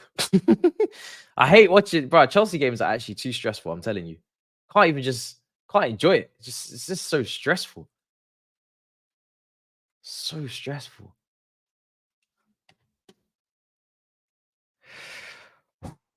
Okay, timer's coming up on screen. This is it. Go time. More than you can't believe, guys. More than you can't believe. Let's do this, man. This is it. Time to perform. Time to play. Nowhere to hide now for these players, and big performances. I'm going to say it again. Jackson and Madueke today. You two in particular, I will be watching. Do not come with these foolish chances missed, Jackson. Please put the ball in the back of the net. Please. Timer up on screen now. Game kicked off. West London derby has started. Carnage begins. Chaos consumes. Mudryk is not in the side today. Where do you rate Gundogan in all-time Prem elite midfielders? I think the only thing going against Gundogan is probably, obviously he's turned up in big moments, but he's not had to maybe be critical to Man City game in, game out over 38 games, in my opinion, season after season. I think he's had massive moments. I think he's a quality player, incredibly versatile, can play the 6, can play the 8, can play the 10, can play false 9. In terms of his actual attributes, incredible. And in terms of delivering on the big stage as well, brilliant. But I think Man City I think some of these players have suffered because they've had so many great players around them that not only do they not have to carry or be the main man in that team or to perform week in, week out, because they can maybe be benched by Pep, who's a heavy rotator. That goes against them as well. I think that kind of puts him a little bit lower than he should be in terms of all time, because there's going to be other midfielders that have played at his level for longer and have had to do it with higher levels of responsibility in terms of their playing cast. Brentford playing out from the back, clearing it. Come on, win that. Oh shit. All right, out for a throw. Defensively today, clean sheet. I'm telling you now, we need a clean sheet. I'm not even here for anything other than that. Clean sheet, no mistakes back there, no goals conceded. You're gonna play a flat back four like that. I don't want to see them Brentford fans cheering once. I don't want to see them even have a single limbs moment today. You've got a flat back four. Caicedo and Gallagher, you are going to run their asses off in front. I don't want to see anything, honestly. Clean sheet.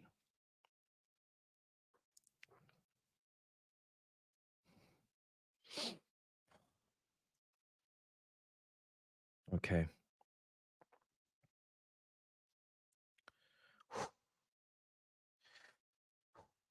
Guys, 2 minutes, 30 seconds gone. Thomas Frank exchanging with the fourth official. Long throw. This is what I've been talking about in the preview build-up. It would have been great if the preview video would have dropped, but that would have been something I mentioned, was these long throws that they're going to be putting in constantly. Got to be winning those aerial balls. Imagine if we lose the first one, then knockdowns, and second one. No, none of that. Can't be doing none of that. So I think that might be why he's gone with that back four and there's no gusto. Bearing in mind that Cucurella was absolutely unbelievable defensively against Saka as well. And he had a better game than Gusto. Even though Gusto had a really good game, Cucurella was definitely better for me. So maybe on merit, he's just decided that he had to play Cucurella and Gusto had to be out the team for that. That extra centre back that was needed, it was between the two fullbacks and he chose Gusto. So long throw. And also, to add a bit more context to that, because Gallagher is playing in the right side of midfield, he's more likely to give support to the right winger. Ooh, Palmer clipped in. Oh, shit. Oh. Oh. Yeah, so there's a lot more, there's more likely to be more support for Madueke in this game than Sterling, purely because Palmer will obviously drift out to that right side position, as we just saw him there, trying to clip the ball in. You also got Gallagher, who, like I said earlier, will potentially overlap as he did with Palmer on the right wing. He might do that with Madueke, give him width. So Gusto may not be needed as much as a natural fullback to go forward, in terms of who you're dropping as fullbacks. That might be the logic to drop Gusto, because the support for the right winger is probably going to be better than the left winger. Sanchez, I'm just going to keep my cool, because if I don't keep my cool, Sanchez won't keep his cool. He feels the nerves radiating around Stamford Bridge in every single Chelsea home across the world as well. You just have to just be calm and just pretend like as if you're not scared of what he's doing, and he'll be fine. The moment you start shitting yourself, he'll start shitting himself. Cucurella headers it away. Go on. Sterling, turn it. Come on, man. Gallagher. Caicedo. Gallagher. Gallagher, go on, play it. Let's go. Madueke. Gallagher, give him a run.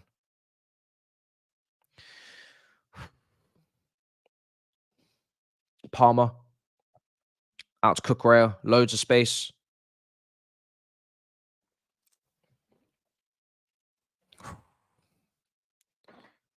Silva.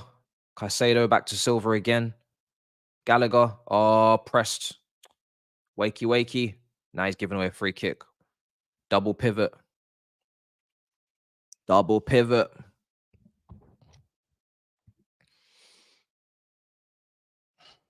You need to scan.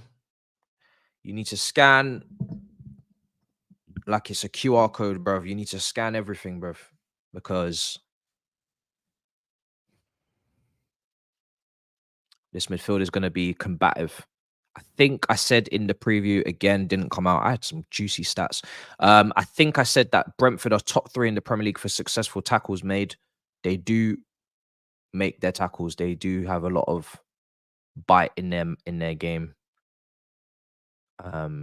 They're also, I think, second for accurate crosses in the Premier League, which of course is leading to the aerial side that we talk about.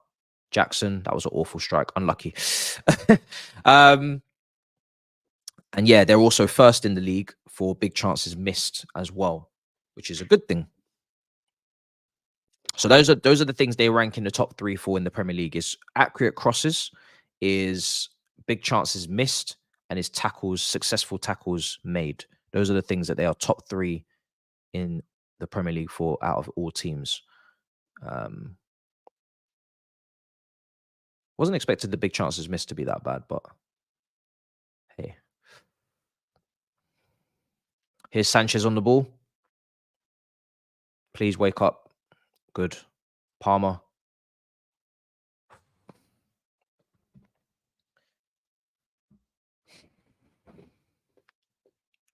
Switch. All right, let's go. Cucurella. Gallagher. Cucurella again. He's tried to break the lines to find Sterling. Intercepted.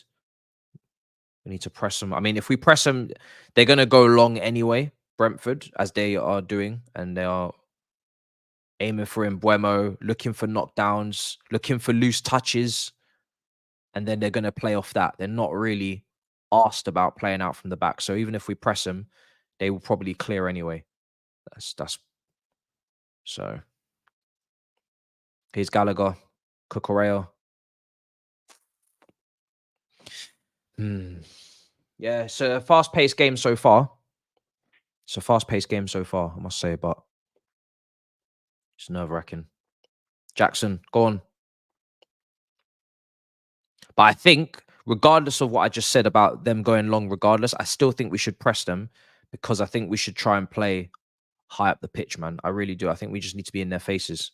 Need to be claustrophobic for them. Just keep putting them under pressure, try and force them into mistakes. Mbuemo, Sanchez. Oh my days. That was the most maddest save. Brother saved it, left it on the pitch, and then come back for it later. Palmer. Madueke. You know, he's wearing a 11 shirt, so it's a big squad number. Oh my God. Oh my days. That just came out of nowhere. Madueke almost scored an absolute screamer. Just got no, like, there was just, oh my days. Just, oh my days. I don't even know what to say. The backlift. I mean, he just absolutely laced it. It was a beautiful strike. Oh, I really wish that went crashing in. Oh my days, that would have been a banger. Yo.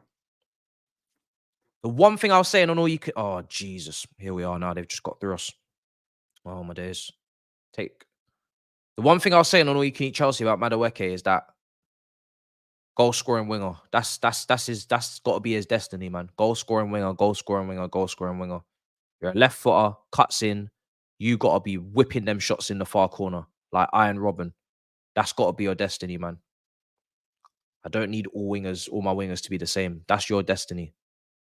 He's going to shoot again. Yeah, he's got his shooting boots on. And I think he's been saying, I think there's been some quotes on him saying that he's been working on his end product. Decision making, final pass, and obviously shot. He knows he needs that GA. 100%, bro. You need that GA. But that was a beautiful strike. Great at taking people on, great at going past them. So once you do go past them, what are you going to do? It was a really nice strike. Gutted that didn't go in, man. That would have been a beautiful start for him in this game. Key for him is to keep fit as well, because that was one thing when he signed. That was my biggest concern, is his injury history. So he needs to just stay fit, and then we can develop him. Palmer, lovely flick, wonderful. Oh, there's people sliding all over the floor. Jackson and Palmer's link up. Yo, people slipping and sliding. You know,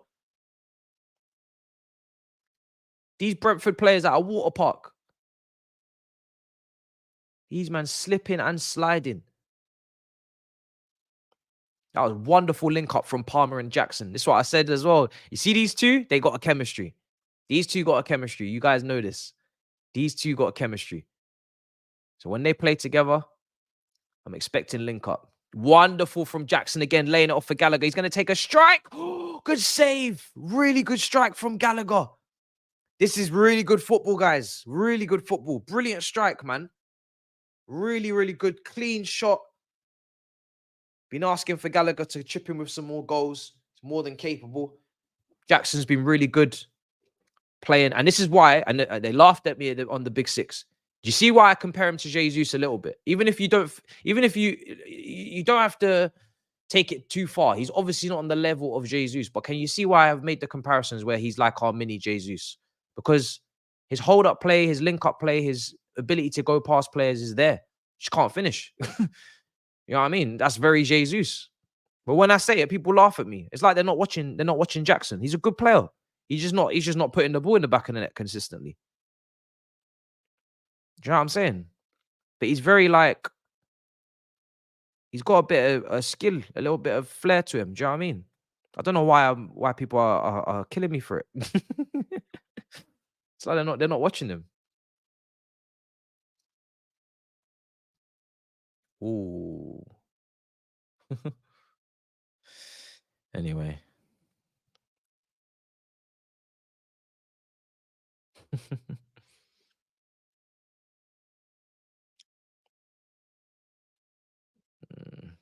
If you can get goal scoring wingers and a goal scoring 10, which would be an Nkuku, around Jackson, oh, could cook up something nice. I'm not gonna lie, could cook up something very nice. Madueke, happy with the way he started the game. Looks bright, looks positive. Sanchez, oh my days, please. Sanchez is one of these ones where he'll wait and he'll take his good, sweet time like an Onana. Oh, what a ball. See? But now you're giving us this. What a pass. Oh, is that a goal kick? Unlucky. Unlucky. That was a good pass. That was a good pass from Sanchez. Yeah, man, I'm investing in Jackson, of course.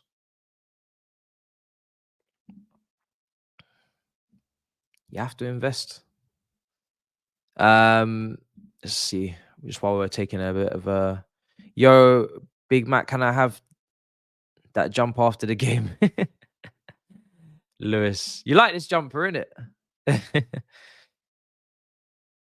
You guys will win 3-1. You underestimate your team too much, says LFC Bora. I think the reason why I've only gone 2-1 is because first of all, our record against Brentford is a bit peak. So Brentford's not an easy game because they pose different threats, and we haven't come up against the threat of the low block that I've kind of referenced. But to be fair, we've had a bit of space today.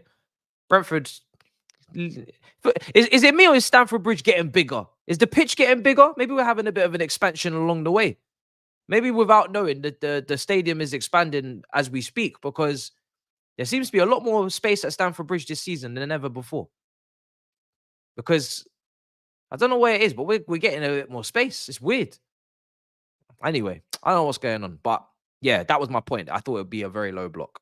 It still could probably be, but early days. Chelsea midfield is missing that big bully of a DM. Leslie Okachukwu is on the bench. He is there. Caicedo is at the moment the enforcer. Maybe it's the TV angle. Maybe TNT have got cameras in different positions that Sky didn't have. The pitch looks bigger. The pitch looks bigger. But yeah, yeah, in terms of that, yeah, I mean, Madueke limping. This ref is a bum. So yeah, I just went with a 2-1 because now, I mean, with the amount of changes we're making as well, might be a lack of chemistry, cohesion. I don't know. So just have to just bear all of that in mind. Just want to win, man. Just want to win today.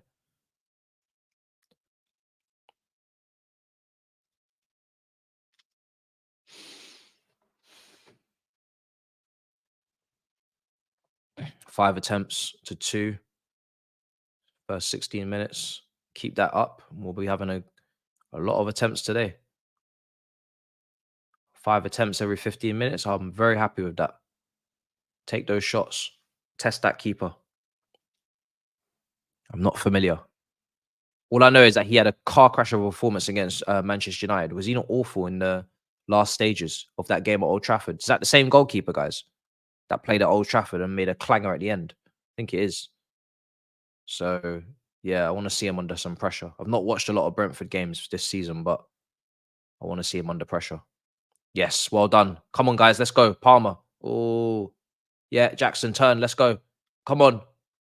Well done. Out to Sterling. Need to see more from Sterling. Whips it in. It's a shit cross, bro. Shit cross. Good interception. Gallagher. Well done. Jackson. Oh, Sterling was just right there. He was just there, man. It's unlucky. Almost would have been in. I think Sterling would have finished it off. Caicedo. Lovely interception. That's my guy there. That's my guy. Gallagher. Caicedo. Love it. That's my guy. Love Caicedo, man. Palmer. Oh, good pass. Come on, Gallagher. Get it through, Palmer. Yes, well done. Come on. Oh, too tight. Too tight. I think they're playing like a back 5, aren't they? There's no space. But we're doing well, man. I can smell a goal coming. Keep this up. Keep this up. This is what I want to see against low blocks. Madueke, take your man on. Palmer. Yeah, Palmer's just adding a little bit of panache, man, to this team, I swear. Ball in. Oh, what a pass. Yo, why did it have to be Cucurella? Why? Of all people, it could have been anybody else. Your nan, your mum, your cat, your dog, anybody else, and I swear they would have put it in. As soon as I saw Cucurella, I just thought, nah. And you know what he should have done? He should have just tapped it to Madueke. Look. It's on your right foot. It's on your right foot, brother. You're not that guy. Just lay it to Madueke. He's onside. Little walk it in moment. Annoying, man. Annoying. That should be 1-0. Fuck. Madueke is looking good, bro. That should have been 1-0, man. I wish he just would have just tapped it to Madueke. It would have been a tap in, man. But I can't blame anyone from shooting from there. I can't lie. Natural instincts have to kick in. Oh, fuck. Palmer, man. That's what we love to see, man. Look at this guy. Man City fans were telling us he couldn't play in the number 10. I said, what? All right. I'll just have to trust you because you know him better than I do. This brother's balling out in the 10. They didn't know how versatile he is, man. Madueke, go on, brother. Palmer. Fucking hell, man. Fuck's sake. Finish your shit. How many chances does Palmer need to create? Oh, my days, man. No, this is ridiculous. Look at the play between Madueke and Palmer. The touch from Palmer in such tight spaces. The ball is glued to his foot like one matter. How are you blazing that into the upper tier from there? What's going on? Look at the chances we're missing, people. It's ridiculous. We need to take one of these, man. Should be 2-0 up. I can't have Palmer put in another masterclass like he did against Arsenal and they go to waste. I'm sorry. I'm sorry. I felt so sorry for that guy after the Arsenal game. Put in a shift, man. You have to deliver today for this guy. How has he got no assists in his Chelsea career so far? It's a disgrace. Look at the chances he's creating. This is why I can't judge players off assists. People be looking at Palmer, yeah. If you was to look at it on surface level and be like, he's only scored 2 penalties and he's got no assists. People that don't watch Chelsea or don't watch Palmer, they'll be like, what are you guys talking about? He hasn't been that good. Open your eyes, brother. Watch this first 20 minutes and tell me he's not that good. Look at the way he's playing. This is a piss take. I'm getting angry for him. I don't know how some of these creators don't explode, you know. I swear, if I was creating chances like this at this level, and I knew that this was a very GA era, and I was laying shit on a play, and these are high quality chances. These ain't no normal chances. And man, them weren't taking them. Oh my days. I'll probably start slapping people up on the pitch. I'm not gonna lie. Probably get sent off. This guy is creating clear cut, crispy chances. Big ass chance. Not big chance. It's gonna be called big ass chance. Yeah? Big ass bunda chances, bro. And you're not taking them. Ridiculous. Oh my days. It's mad. I hope he gets his assist today because he deserves it. He's balling out. Caicedo, what a pass. Look at Palmer again. Look at this guy. Look at this fucking guy. Look at this. Look at this guy. Look at this guy. Are you watching this? Nah, this guy's a baller. He's such a baller. Nah, this guy's a fucking baller, man. I'm sorry. Oh my days. Oh.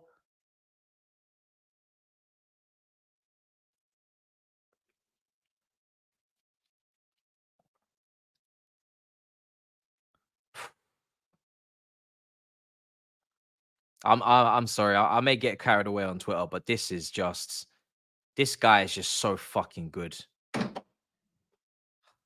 He's just so good. He's just so good. He's just a joy. He's bringing joy back into my life. I said it for weeks. Ever since he's come back into the team, I've been saying it. People be like, you're overreacting on Big Six. Like, calm down, bro. No, I will not calm down. He's bringing joy back into my life. And you know what's so great about him? He actually works hard as well. He's not a liability off the ball. He presses.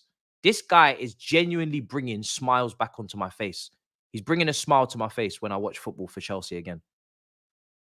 We used to be so boring. This guy's bringing creativity, flair, awareness, decision-making, application, commitment. Oh, fuck. He's so good. Beautiful. Sterling. Oh, a lovely ball in again. Unlucky. Oh, I could watch this all day. Honestly. Are we going to get a penalty for that? Are we going to get a penalty for that? Because if we do, Palmer's taking it. I don't want to hear a conversation about it again. I'll tell you that. You got budged. Hey. Are we going to check it? Huh? That's a push, no? I'm not even expecting to get it anyway. I'm not going to lie to you.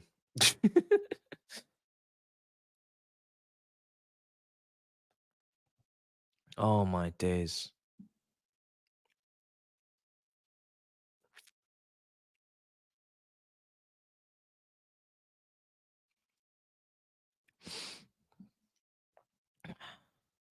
Someone in the comments just said he don't work hard. You don't watch him. Are you a Chelsea fan? You can't be a Chelsea fan. Man said he doesn't work hard. You're crazy. Man said he doesn't work hard. And he says it someone in the comments said Palmer doesn't work hard the week after the Arsenal performance where we had like 25% possession at times in the first half. And he was playing as part of a double 10 pressing pivot to block out passing lanes for Odegaard and Rice, where Odegaard didn't get a sniff. And man's trying to tell me he didn't work hard. Mad. You must be mad. You must not have watched the Arsenal game because you clearly didn't watch that game. Yeah, you didn't watch that game. I'm not gonna lie. You didn't watch that game. Man could not have worked any harder. I don't know what you're talking about. I feel offended. I feel quite offended that you said that in the chat, but it is what it is.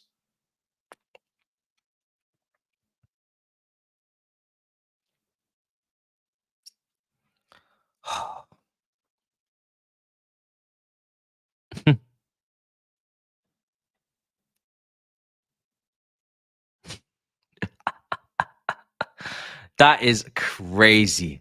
Man said Palmer's cocoa butter. That is crazy wordplay. Fair enough. Fair enough.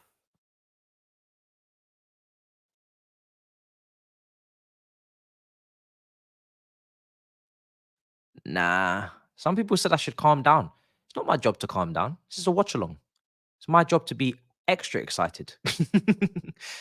This guy's balling out. I'm gonna speak on it. I'm sorry. I don't give a damn. He's been that good.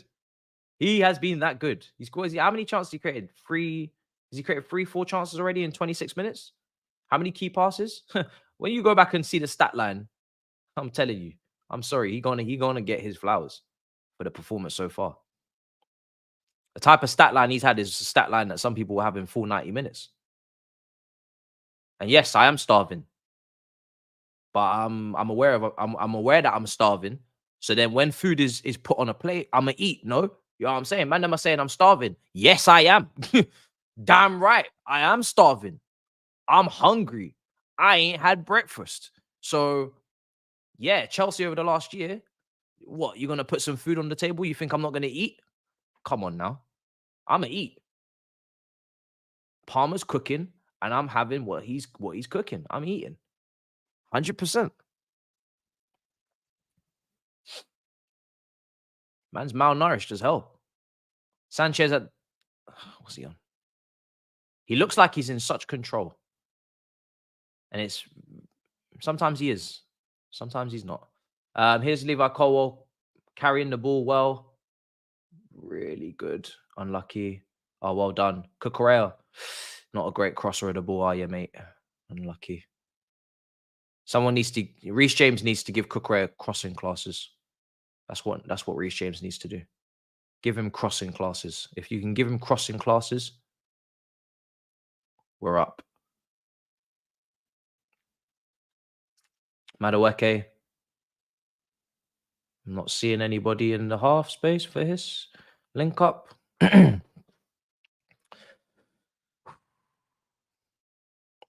Don't phone anyone until full time. Okay, no problem. We need to score a goal. Give the ball to Palmer or find even Madueke as well has been good in this game. Gallagher, Jackson, Silva,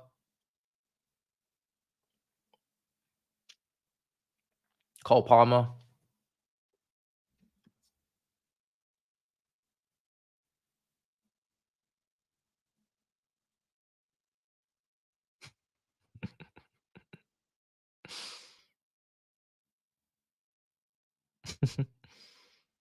People are going mad. Sterling, come on. Ball in. Oh, cleared. Unlucky. Got round the back of the Brentford defence. And yeah, unfortunately, cut out, but we're moving in the right direction.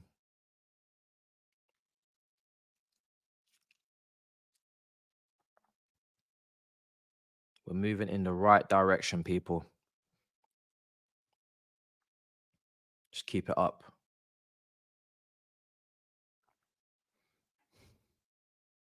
Corner for Chelsea now. Corner. Good position. Ball comes into the box. Cleared. Damn.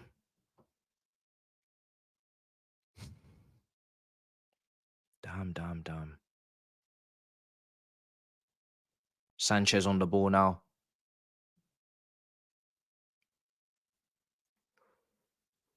Cucurella.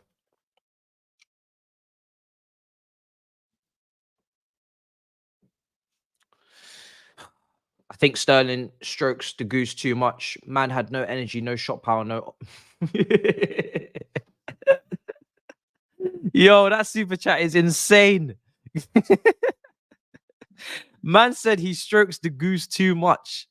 Man had no energy, no shot power, no nothing. Oh my days. You are a villain. You are a menace to society for that super chat. Absolute menace to society. Man said he ejected all of his energy out already. Mad.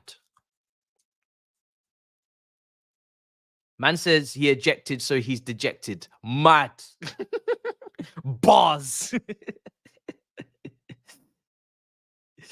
Yo. Bars. Take that one to Instagram bios, bro.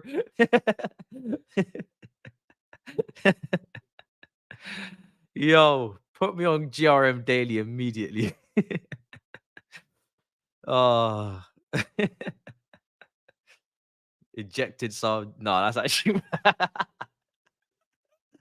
Yo, that's actually mad. Yo, that's insane.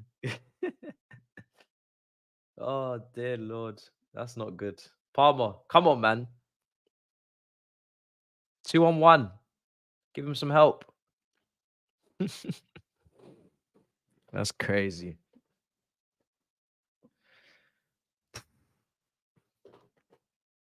Cucurella, Silva,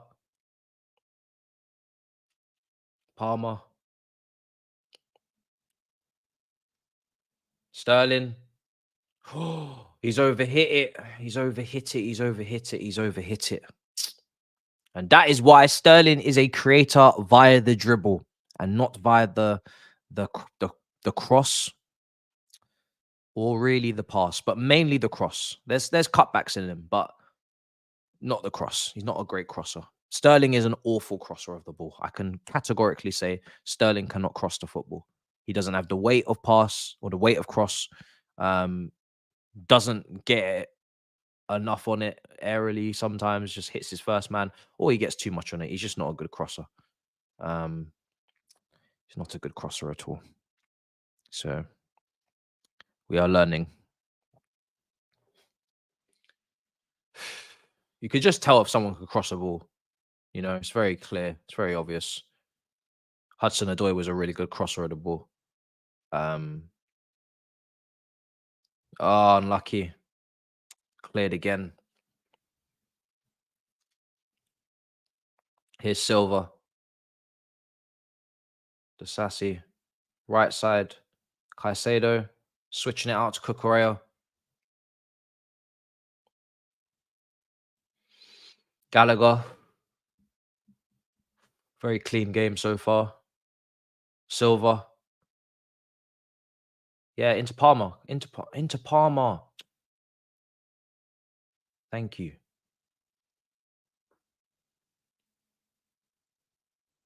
Sassy's not breaking lines. Palmer's pissed. He's like, yo, you're not understanding the Man City way, how to get past low blocks. I've done it, bro. I've been there. I've been involved in it. I know how to get around the low blocks. Understand what I'm there. We go. Palmer gives him a clap there. That's what he wants. That's what he wants. Listen, if you're gonna play it right back, yeah, you're gonna have to play some progressive passes. I can't lie. You can't play sideways passes at right back. Sideways passes. Yeah, Palmer's he was a bit frustrated there. Playing out of position, Sassy though. He's like, am I the only person that's going to progress this play today? Or somebody else going to do it? Oh my days. Is that a free kick?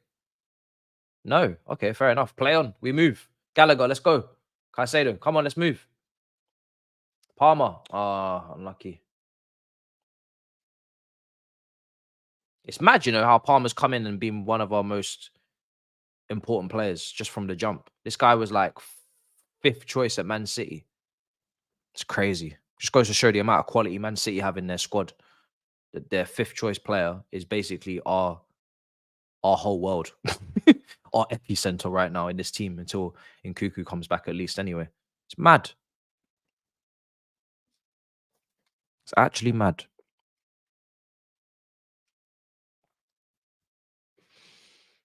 Crazy quality they got over there.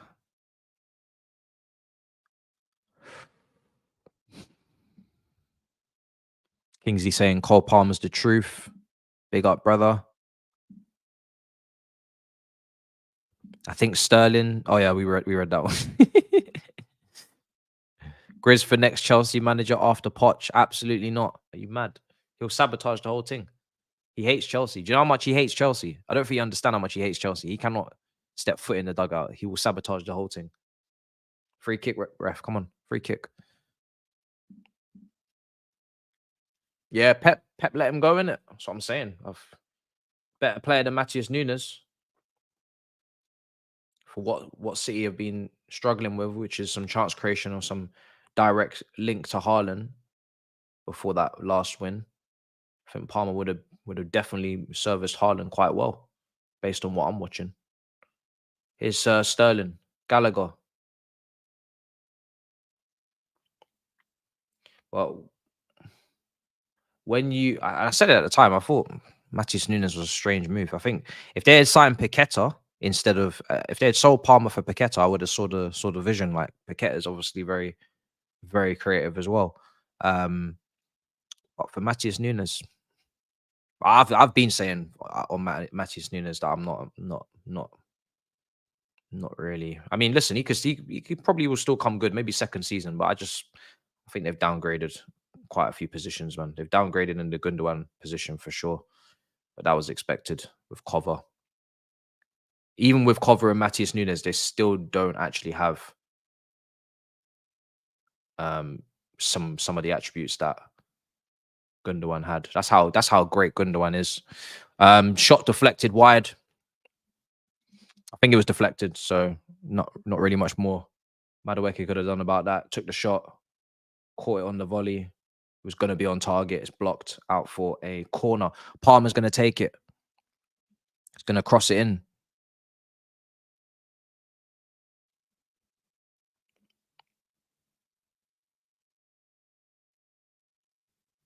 Oh.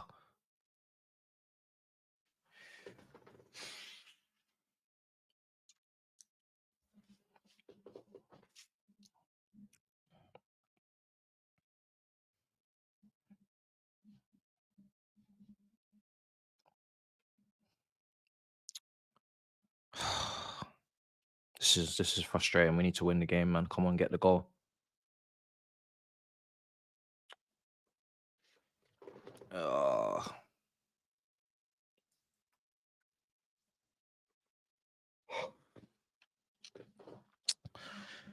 Don't worry, we will win 2-1. People are saying. Some people are saying we're not going to score.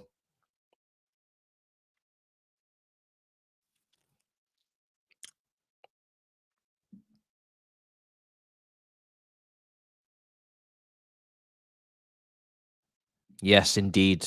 The next live stream, Manchester Derby tomorrow is going to be a madness. It's going to be a madness. My power just went out. Jeez. Chelsea are having an effect on you, bro. Man said Chelsea turned out the lights. Here's Palmer. Madueke. Cut back. Finish. Oh, unlucky. Why is it Cucurella in the goal scoring position so often? This is wrong. This is categorically, fundamentally wrong. It's Cucurella getting on the end of some of the best chances. That has to stop. Why is he in the box? Why is he's not a goal scorer? Has he even scored a goal in England since he got here? I think he has. Why is he in the box? Why is it not Sterling? I'm so confused. This guy's had two of the best chances of the game. And he's Cucurella. Last time I checked, that's his name. I don't understand what you're doing. You wear number 3 at the back of your shirt. You're not Marcos Alonso. Man thinks because he's Spanish and he's wearing number 3, thinks he's Marcos Alonso. I don't think so. I don't think so.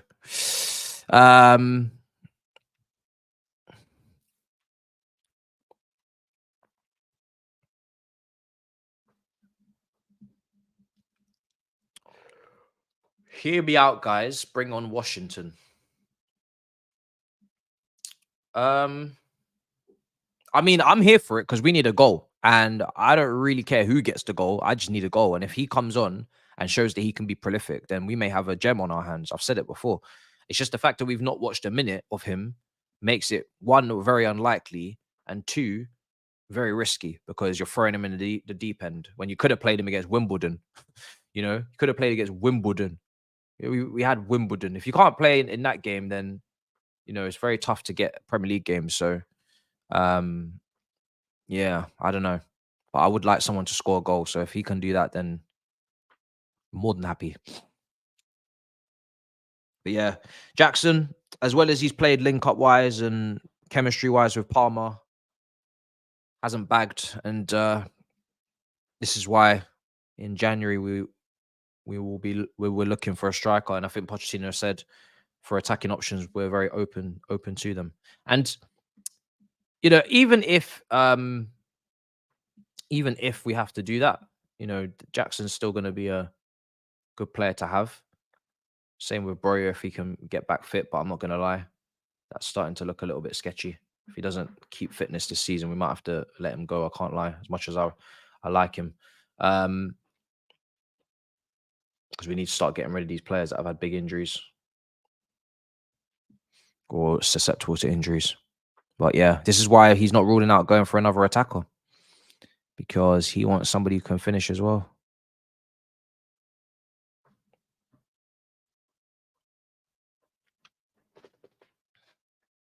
I just hope the finisher we bring in doesn't completely kill off our footballing, the football as well that we play. I would just love a striker that can finish and can also do some of the things well outside of the box. Is that too much to ask? Where are the strikers like Suarez and Aguero and Tevez? Where are these strikers gone, man? We had so many strikers that could finish and could bag goals, but could also be footballers as well. Where's Tevez? Where's Aguero? Where's, we had obviously Benzema's now coming towards the end. Where are these strikers? Here's Cucurella. You going to cross this? Not enough on it. These guys can't cross a ball. Free kick. Good position.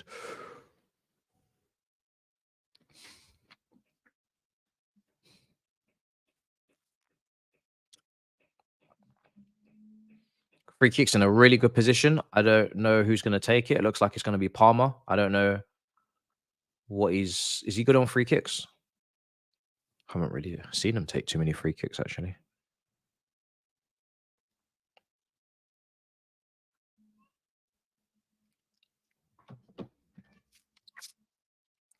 Hopefully Palmer I don't think Gallagher will be taking it.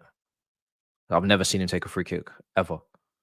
So it will be Palmer to take it. He takes the shot. Not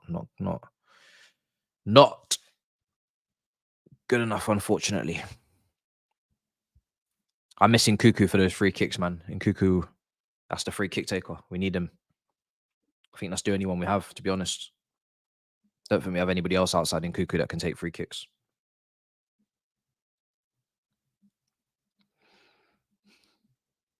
When was the last time we scored a free kick? When was the last time we scored from outside the box? I'm telling you. Those two questions there are very, very sad. Sad questions. Just doesn't happen. Here's Jackson.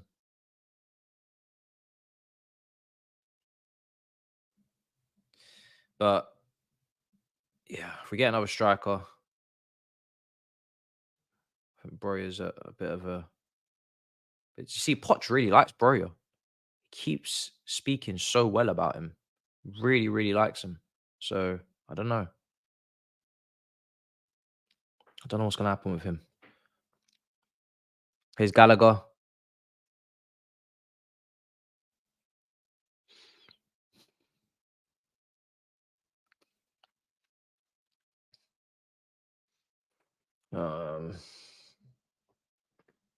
Oh, come on, Caicedo. 2 minutes of injury time. Well done. Won it back. Sanchez out to Cucurella. Palmer. Let's go. Caicedo. Silva. Cucurella. Is he blowing for half time? Oh no, someone's fallen. Okay. Oh, he's blowing for half time. I was like, bro, that's a whole minute and a half early. Someone's just gone down.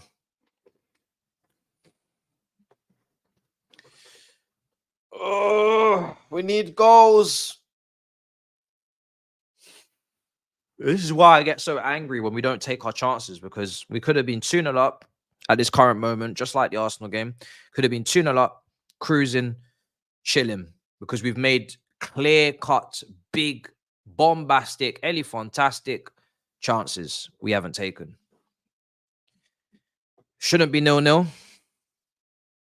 The team don't deserve to be at 0-0. I think they've played much better than Brentford. I think they should be, again, they should be ahead, but they haven't taken the chances.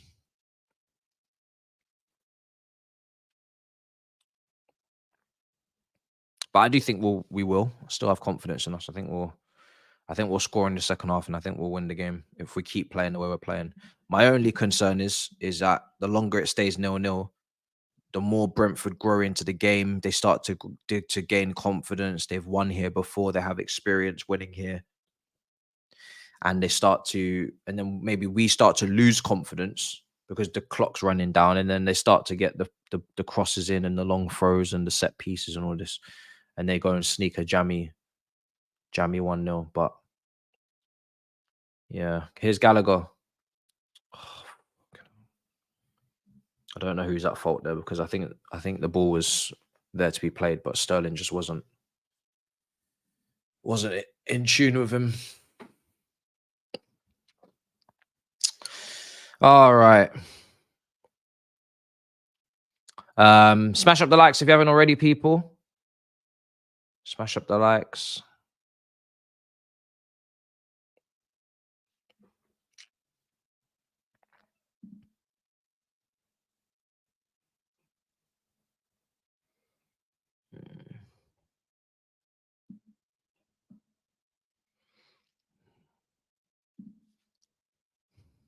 Okay. How far are we from 66K? Oh, not far. Oh shit, we hit it. Oh, my bad. Apologies. Apologies. I got that very wrong. I thought I had to refresh that. We hit 66K. Big up, man. Hit 66K. That's brilliant. I had to refresh that. Halftime. Chelsea 0, Brentford 0 at halftime. A lot to say on that first half, because it has been very eventful despite the scoreline. The performances of Cole Palmer in particular, I think the midfield, Caicedo and Gallagher, I think as well, for me, are also doing their job. I think they're winning the ball back and they're giving it to those who are there to create and there to score. And unfortunately, they haven't been able to do so. Now, I've got a couple of things that I'm questioning. If Cucurella is going to continue to get in goal scoring positions, then one of the logical substitutions that I would like to see is Maatsen. I think Maatsen coming on for Cucurella. If Cucurella is going to keep picking up these positions, Maatsen will put the ball in the back of the net. I think Maatsen would have scored one of those chances, if I'm completely honest. Obviously, defensively, Cucurella has been great recently, so it's not hooking him because he's playing poorly or anything. It's just if he's going to keep getting in these areas, and that's the way I'm looking at it, is Disasi, Colwell, and Silva are playing as centre backs, defensive, right? Disasi's playing as a right back, but he's not going anywhere. He's a centre back. There's been a few times where Palmer said, please try and progress it. Please try and break the lines. He's not maybe too comfortable at every moment doing it. So you've already got a lot of protection there. You've already got 3 defenders. And I've spoken about this flat back 4 already. Cucurella's crossing is not there, and his finishing is not there. We are more likely to go and have him push forward at left back than we are with Disasi at right back, and rightly so, because Disasi's a centre back. So if you're looking for a more attack-minded left back who can finish better, who can cross better, who can interlink and interchange with other forwards better, and could potentially, because we need to win the game, potentially give us a higher chance of scoring, then he's an option. That's an option. I'm not saying it has to be done now, but it's something to think about in the second half because we need to score. We're not really in the business of let's get a point against Brentford. So if that's one way of giving us an extra attacking option on the pitch, who will perform all the attacking actions better, I'm looking at it. I'm looking at it. So that's the first thing I'm thinking about. And I think it could make a big difference. If we keep playing the way we're playing. But again, Poch probably will not pick him to come on. I just don't understand why Cucurella is always in the box. You know, I don't understand why he's always in the box. He's had some really good opportunities. Palmer's been brilliant. Palmer's created some massive chances, man. He should have 2 assists. He's created a massive opportunity for Cucurella. He's created a great opportunity for, was it Sterling? Madueke hit the bar. There's been some great chances, man. Should be 2-0 up. Should really be 2-0 up. Not taken. People are saying Reece James in the 50th minute. Reece James. I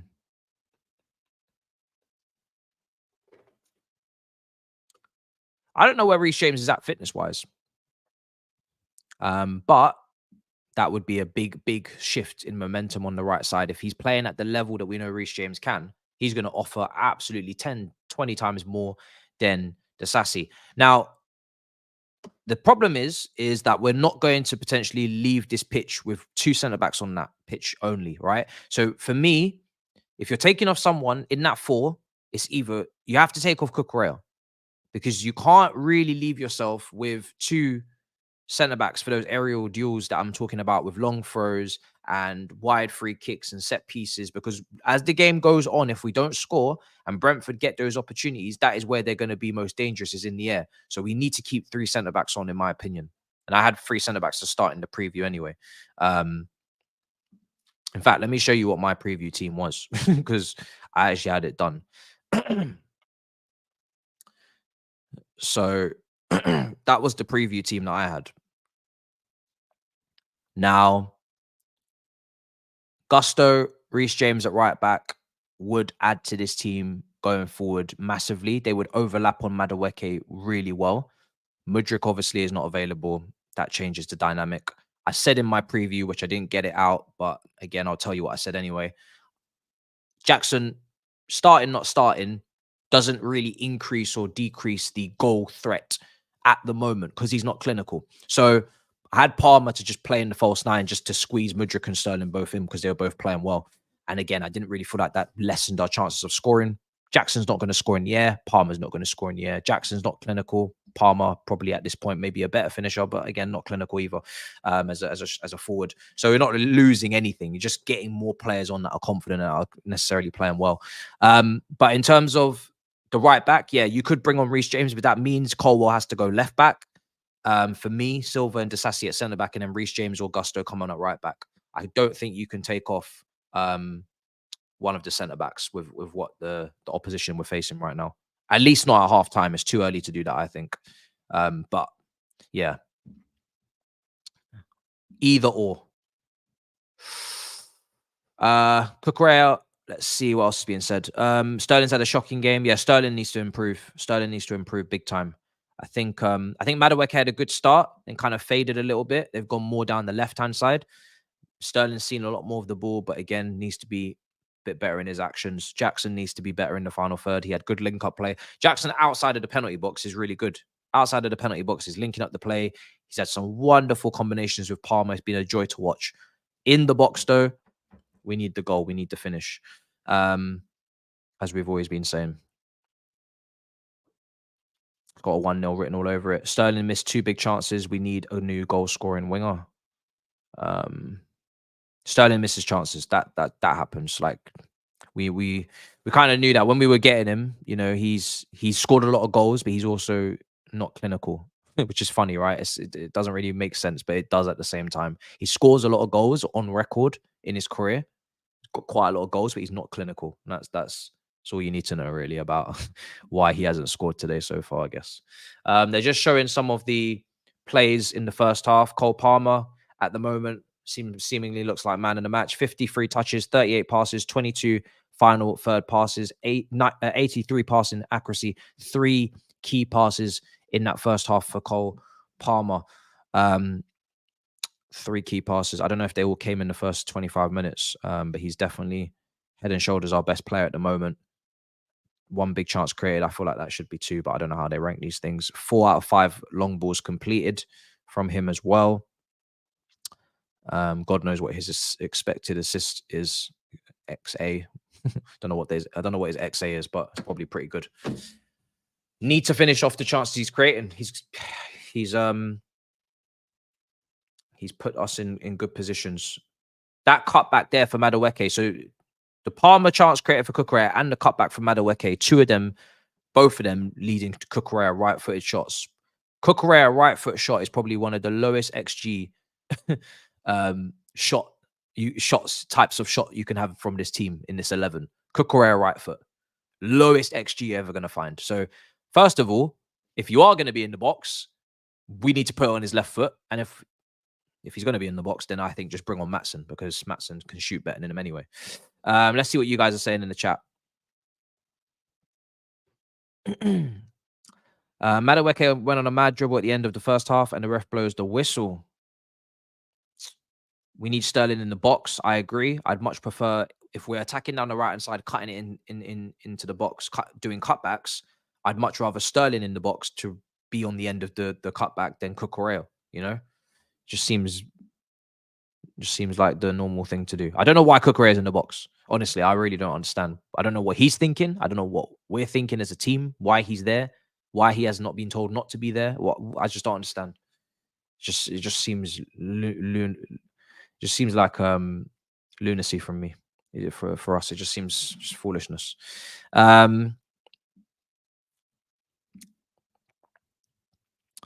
Okay, Chile would have finished those. Chile's not. I wouldn't say Chile's prolific either. Like, he's a decent finisher. I wouldn't say Chile's a great finisher. He's had some great chances this season as well. I think one against Bournemouth, and he should have scored. Nobody shoots like Marcos Alonso. You know, Chilwell's like in between, but nobody shoots out there like Marcos Alonso. And I didn't even want Marcos Alonso at the club because he was just so tough to watch in so many other aspects of the game. But the guy can finish. Yeah, the guy can finish. Marcos Alonso is the only left back we've had that I can say is probably putting that away. You know, not Ashley Cole or Felipe Luis. You know, he was a good player as well. Wayne Bridge, none of these guys. I think Marcos Alonso is the one left back that I say, yeah. Even on his right foot, I'd say Marcos Alonso is still putting in. Like, he's just he was a striker in his academy days, I think, at Real Madrid, I think people were saying. So I don't know who turned him into a left back, but that guy can shoot. He had it on lock.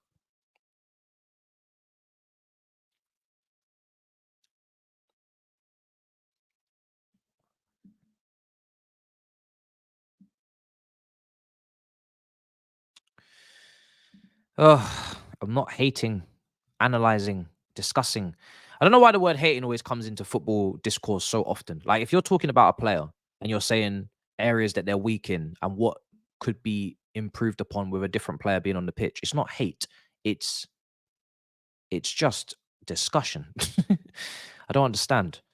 I don't understand why that word is being used. Cucurella is not a great shooter or a crosser. We need to score a goal. We need somebody potentially who can cross and shoot. He's been in attacking areas where he could be getting a goal. He hasn't scored. 2 big chances missed. I'm just throwing out a different option here. It's not hate. But he's playing well defensively. He's playing well on other aspects. But yeah, I don't know. So something's got to change anyway, because we need to score. I don't really care what happens. Again, I'm not here to do no favoritism thing. I just really want to win the game. I don't really care. To be honest, I really don't care. Yeah, it's very emotional. What's PYS tweeting? Let's see. It's a squad game, you know. It's a squad game. Pochettino telling fans behind him to support the team more. Okay. Wonder what's going on there. Fan just had a go at Jackson in the first in as the half ended, saying, "Why don't you score a goal?" And Jackson responded by shushing as if to say, "Be quiet." Pochettino went to defend the player. Okay. To be honest, that's quite minor. That happens at every game. People always shout stuff at players anyway, so it's not really news. I'm not gonna lie. It's not really news. There are humans in close proximity in an emotional environment. They're gonna say things to each other. Yeah. The team looks clueless right now. I wouldn't say the team looks clueless. I think there's been a clear plan so far to attack the wide spaces, which I think they've been pretty successful at doing that. I think the cutbacks could be a bit crisper. I think the movement in the box could also be better. So it takes two to tango. But we've got the ball into the wide areas quite good. I think Palmer's been very influential as well. We found him in good pockets. We just need to have a little bit better movement in the box and better finishing in the box as well. Sounds easy, but for us, it's two of our most flawed parts of our team is the attacking movement, and because I think one thing I've been saying with Jackson is I think his penalty box movement really needs to improve. Really needs to improve his penalty box movement. He doesn't lose defenders in the box like he needs to. He really has to become better at those small little minute movements that we see strikers make that make all the difference in creating separation with centre backs and defenders. If you don't do that, then you're constantly going to be in a physical battle with your centre backs, and he's not winning those aerial duels, as we know. So, and yeah, another great point is Madueke is literally getting double teamed on the right hand side. There's no right back overlapping. There's no support. So every time he gets the ball, he's going up 2v1 a lot. Palmer is trying to get out there to him at times. Gallagher, I haven't really seen him out there as much as I thought I would, but he's kind of maybe playing on the other side of the pivot at times as well, on the left. So yeah, it's not an easy game for Madueke, but I think he's been pretty good. Not one of the ones I'm looking to take off anyway. I think one of the fullbacks for me is the way to go.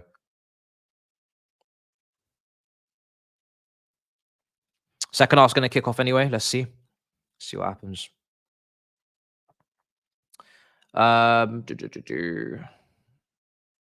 we read that one out. Okay. Yeah, I think Gallagher and Caicedo have done their job. I really do. I think Caicedo and Gallagher have done their job. I think if Cucurella wasn't being asked to get as far forward as he is, then I'd say he's also doing his job as well, which is just to defend. He's, we haven't conceded. We haven't conceded any big chances. I think all the defenders are doing their job. But because we're playing a defensive right back, the left back probably needs to be more attack minded. Because his flat back four is not going to get us anywhere. That's my only problem. If we had Gusto playing on right back, then I probably wouldn't be thinking about taking Cucurella off. So, but as I said, if we take off Disasi instead, then we've got one less guy aerially on set pieces, which is why I've leaned more to Cucurella coming off, because we need to keep aerial dominance. Cucurella in the air is not really a menace. But, let's see what happens. Time is coming up on the screen.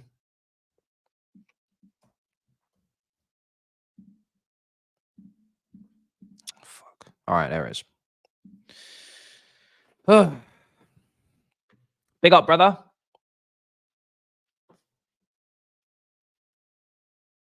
Because one of the ways that we're going to get past this and create better opportunities, even though we've created really good ones already, but to create more opportunities of the quality we want to score, is by having more support for our wingers. So someone needs to start overlapping and doing it efficiently with end product on the left and on the right for these wingers, Sterling and Madueke, so they're not double teamed.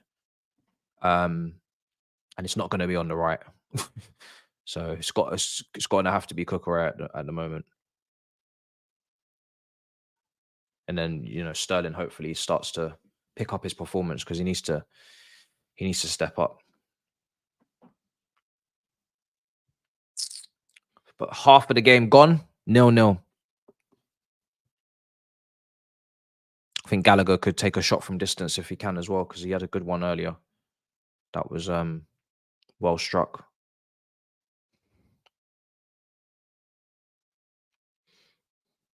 Here's Cucurella. Caicedo does brilliantly. Honestly, did really well because he was put in a bit of a precarious position there and he managed to get through it. Here's Gallagher, left side. Sterling, well done. Good pocket of space, please. Yes, loads of space now. Palmer, clipped in. Cucurella. Oh, unlucky. Oh, it's a great ball from Palmer to Cucurella. Can't really ask him to do anything else with that. He's on side, I think. It's unlucky. It's a good start, though. Yeah, Jackson was about, what, 35 million or something? So, you know, didn't break the bank for him, so.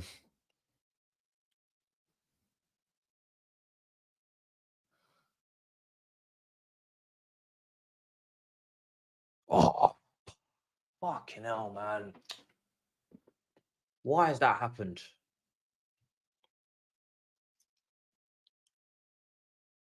Do you know what? Yeah, Brentford have not had many counters at all. We've really done very well in. This is why I'm saying Caicedo and Gallagher are doing a job, because they have not had many counters at all, Brentford. Like, we have not allowed them to just spring on us like they've done on others. They've done really well.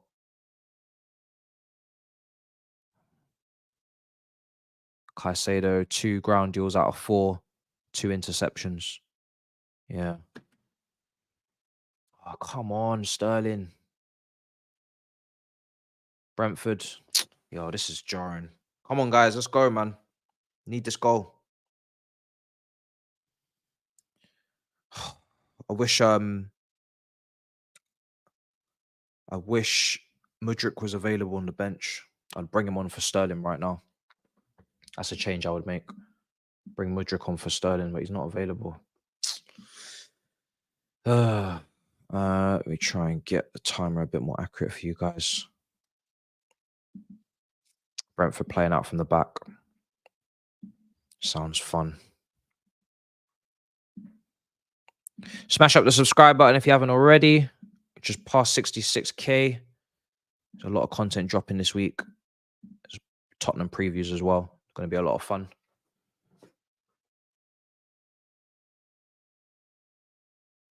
It's going to be a lot of energy. Right side, 49 minutes gone. Crossed, cut back. Oh, save! Oh my days, we are so lucky. I think that was straight at Sanchez as well. Oh my God. That's how close. That's how close we was to just going behind. And that's what happens when you're at 0-0 and you haven't taken your chances. You are literally one moment away from losing a game that you should have won.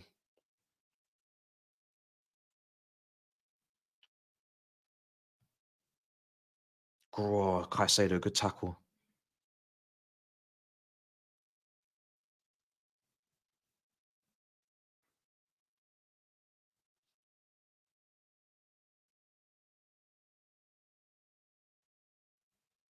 My days.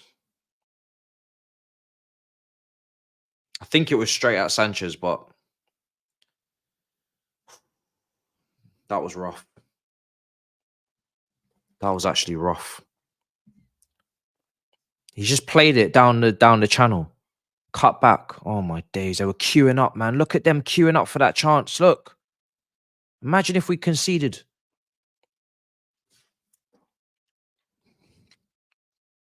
Do you know what? It was a good save because he had to outstretch his arm a little bit. It wasn't really... it was straight at him, but it's still... Yeah, still needed serious reactions. Still needed serious reactions. It's one of those ones, if he lets it in, people are going absolutely ballistic. But he did have something to do there. It didn't just hit him. Here's Gallagher. Oh, well done, Gallagher. That's brilliant play.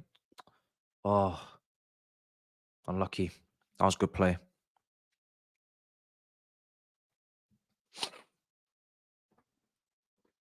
Oh, damn. We need to win the game. Yeah, Caicedo's been good, bro. He's been very good. He's doing his job. That was the first time that Brentford have really had a proper chance, to be honest. Defensively, we've been fine today.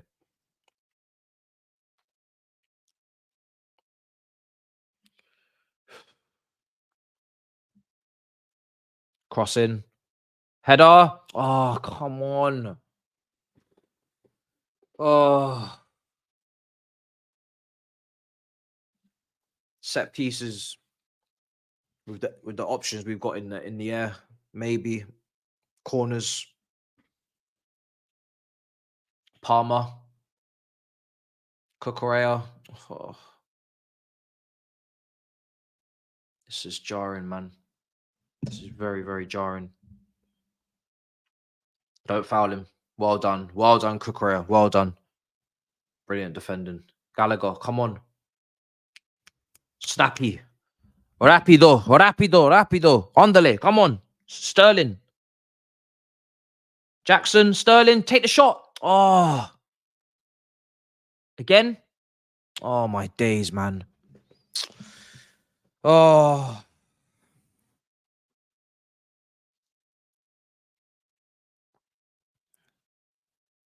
Can't do this against Tottenham. They actually have a shooter in Son. They actually have a shooter. They actually have a shooter. We've been scoring goals recently as well. Today is just back to the old days.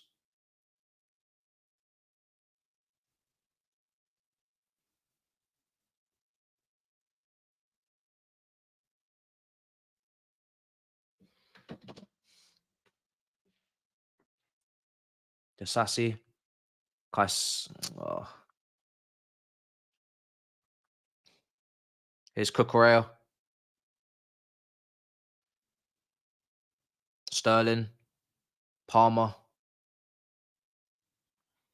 There's Gallagher. Sorry. Come on, man. This is ridiculous. I need Pochettino to be very proactive in this moment because it's getting very close to substitution time. If it's not already, I'm sorry. I'm not. We can't be sitting here waiting much longer. Sterling. Handball. Handball. No. No. Did that not hit his hand? Oh, my days. Come on, Cucurella, man. Just keep it. Oh, free kick. Fucking hell, man. Take Jackson off. Who am I taking off?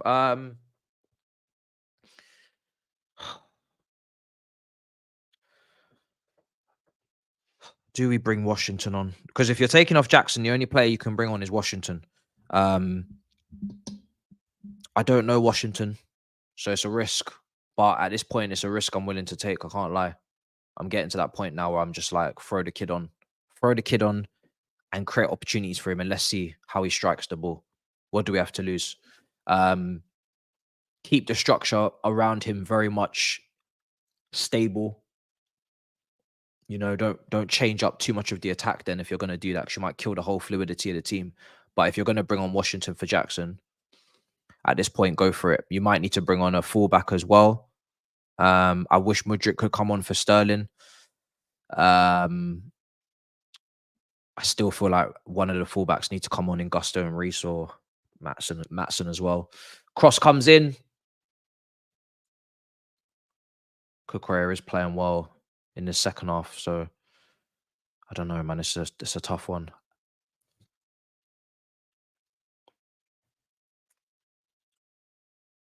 Come on. Caicedo switches it. Palmer. Good delivery. Oh, no, it's not, to be honest. Too deep. Jackson. Madueke. Oh, come on. Out your feet. Come on. Back to Madueke. Shift it to him. What are you doing? Who is that? Who is that? Oh, fuck off, Jackson, man. Seriously. Why are you doing that? When have you ever struck the ball with your left foot? Seriously. You got Madueke right next to you. Lay it off to him. He's actually left-footed. My days, man. Neil Mopai, little shithouse, getting booked, and he's not even on the pitch, little donkey. One of the worst Premier League strikers I've ever seen. Oh, honestly, Jackson, I don't understand what's going through your brain there, man. Seriously. You're struggling striking on your right foot right now. You want to strike on your left when Madueke is right there. Just nonsense. I think that may just signal the end of his contributions for today. Bring on Washington. I'm trying to see something, man. I'm trying to see something. I wouldn't even go 2 up front. I don't think that's going to really do anything. We still need to be able to create the chances. If we go 2 up front, we lose someone in midfield, then we just start to become more open and more exposed and no control. We need to keep control and just change the finishing at the top end. Ball in the box. Oh, fuck off. Oh, my fucking God. Oh, my fucking God. Who the fuck is this? Who's this? Oh, fuck this, man. Fuck this game.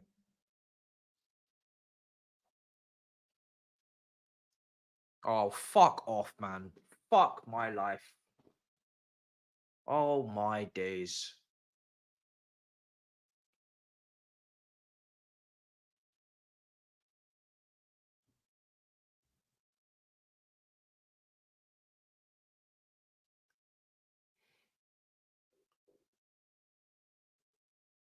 What did I say? Cross. One of the most accurate crosses in the league. Oh, fuck off, man. Back post. That is, oh, my days. Oh, my fucking God. 3 centre-backs. 2 of you back there. Nobody on this player. Free header at the back post. This is one of... Where did they rank? I can't even reference it. But they're top 3 in the league, as I said, for accurate crosses in the league. This is how they create their chances. Crossing. Aerial duels. I've been saying it. And we've got the centre-back over there, and you're not marking him. If you're marking him and you're with him, you win the aerial duel. It's not difficult. Fuck off, man. Fucking idiots. Fuck's sake. Back post again. Twice. Absolute idiots. How the fuck are we going to get back now? We're not going to score 2 goals. Fuck this result, man. I need the fucking win. I can't be dealing with a fucking draw. I don't even care if you lot score. You need to score 2 goals. The goal had to come from something that I'd explicitly fucking said in the preview would happen. Crossing, crossing, crossing. That's all they do. That's all you had to defend. You got 3 fucking centre-backs. Defend your crosses. That's it. They've not done anything else. Defend your crosses. That's it.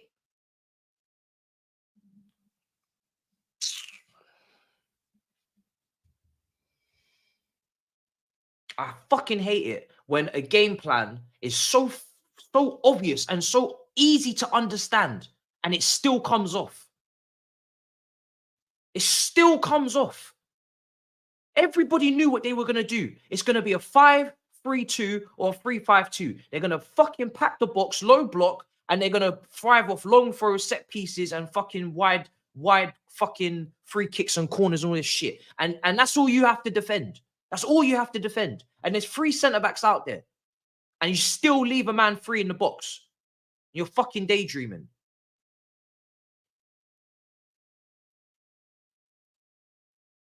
The predictability is actually ridiculous. Honestly. I could have fucking wrote this script myself.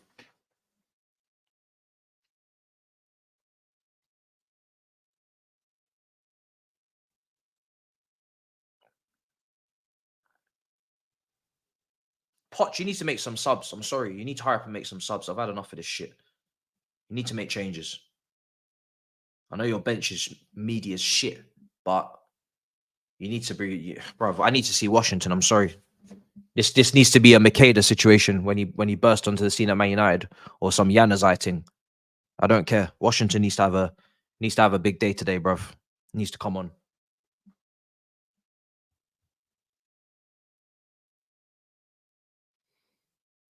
Fuck off, man.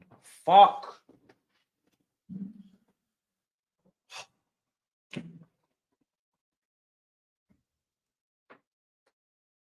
Can't fucking deal with these results, man. At home. Why are we so shit at home? 1 win in the last 12, is it? At home. Why are we so shit at home? I don't understand how this record exists. It's insane. 1 win in 12. Do you know how mad that is?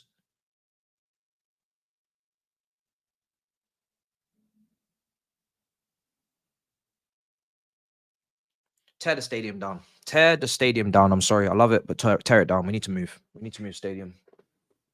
We need to move stadium, guys. Oh my fucking God, that cross. Take him off. Take him off. Take him off. Take him off. Take the sassy off. Take him off. Take him off. Take him off. Take the sassy off now. I've had enough. I'm done. You didn't track your runner, back post, didn't win the header. Come off the pitch. Your only job you didn't do. Come off the pitch. Bring on Gusto or Reece James now. Bring one of the fucking right backs on now. It's how many minutes have been played? How many minutes have been played? 63 minutes. Bring on one of the right backs now. Bring on Matson. Bring on Washington. Bring on Reece James. Bring all the fucking players on now. Bring them on. Bring them on. We ain't got fucking time to waste, Pochettino. Good. Reece James comes on. Hurry the fuck up. Hurry the fuck up. Because I'm not fucking losing this game. I'm sorry. I refuse. I fucking refuse. I'm not taking these blessings. Take them back. Bruv, if we don't win this game, bulldoze down the stadium. We have to move. We have to go play at Craven Cottage or something. We have to. Because Stamford Bridge is not our home. It's not our home anymore. Palmer, go play at Twickenham or some shit. This is not our home. 1 win in the last 12. This cannot be our home. I'm sorry. This must be somebody else's stadium. Can't be ours. Can't be ours. We must be renting it or something. We must be renting the stadium. Fuck me, bro. Poch did pretty well at Wembley, man. Send us to Wembley. We're going to Wembley. Come on. Let's go. Poch had a good record there with Tottenham. Let's go, man. Let's go to Wembley. I've had enough. Yeah, CPO is going to have to hold that. I can't lie. CPO is going to have to hold that. Sorry, Chelsea pitch owners. You're going to have to hold that. You have to firm it now. I've had enough. I tried my best.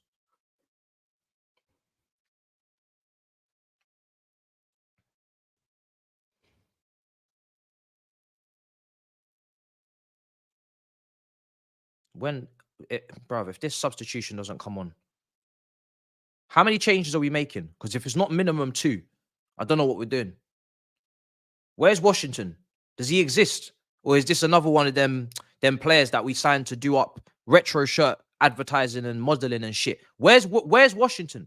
He keeps saying he's ready on Instagram stories and shit. Bring this guy on the pitch. Where's Washington?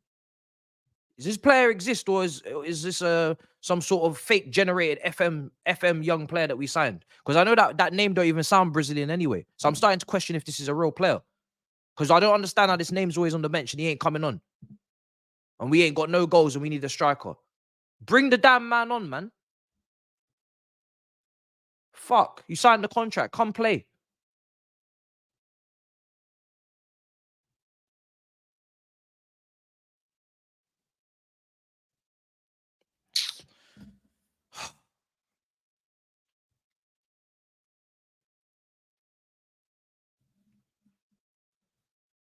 This is not part of my predictions. I can't lie.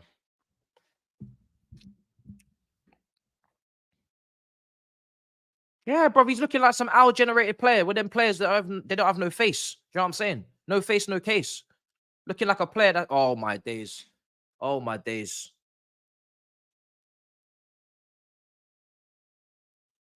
Man said he's a blank canvas. Yes, Matson. Come on the pitch, man. Come on the pitch.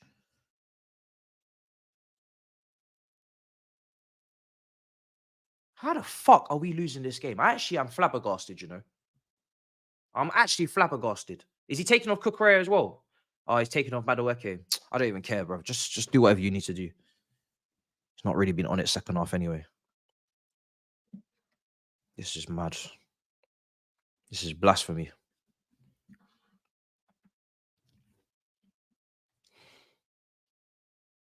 How many more man them wanted me to cover El Clasico after this? My head is hot. I'm going for a walk. I'm actually going for a walk. We have to score. Palmer. Oh, fuck!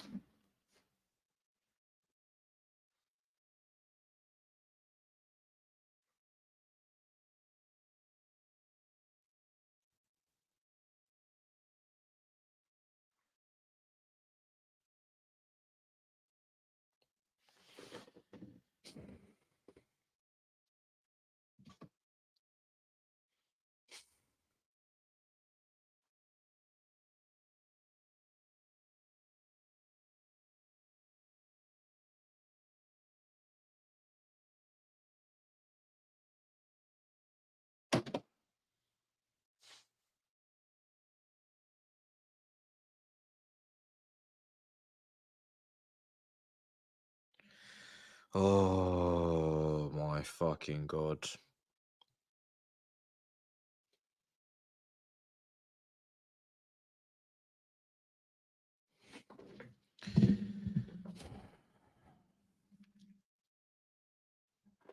The second half drop off is nasty. Absolutely nasty. Outside of that chance that Palmer created for Cucurella, cut back first few minutes, finished. Lock off the whole thing. Sterling, don't know what he's done today. Genuinely don't know what he's done. Of any positive note. I don't know where Washington is. Is he having a baby as well? Where's Washington, man? I'm actually calling for Washington now. I need another striker on this pitch. It's 68 minutes gone. We paid money for him. We paid real money for him. Put him on the pitch. I need somebody else. I need somebody capable of actually shooting a football at any level. If you've done it at goals, come onto the pitch. If you've done it Sunday League level, come onto the pitch. If you've, whipped a shot over the hedge in your grandma's backyard, come onto the pitch. Come onto the pitch. We need shooters. I don't care where they're from, what level. Bring them to the pitch.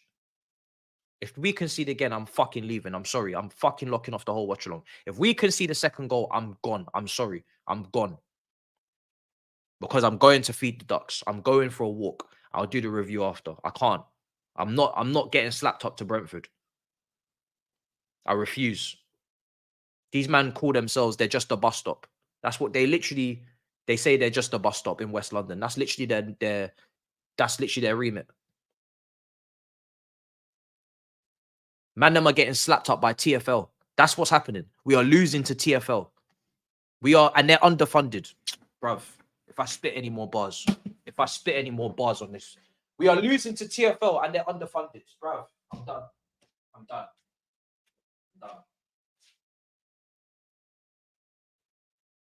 My head is hot, bro. We're getting into that part of the game where we don't look like we're going to score.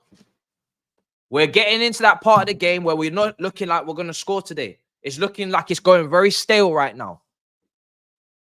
It's going very stale.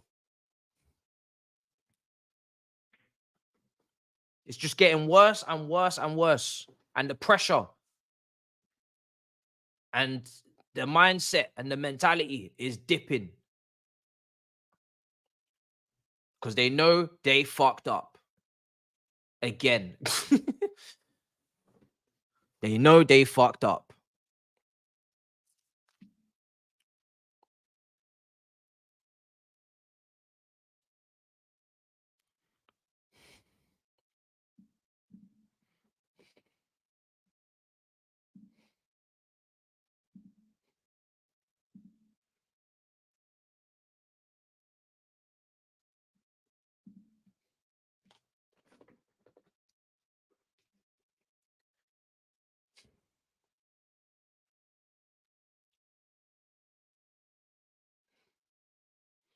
I must see a doctor and ask what my life expectancy is now, because it's looking long. It's looking very, very long.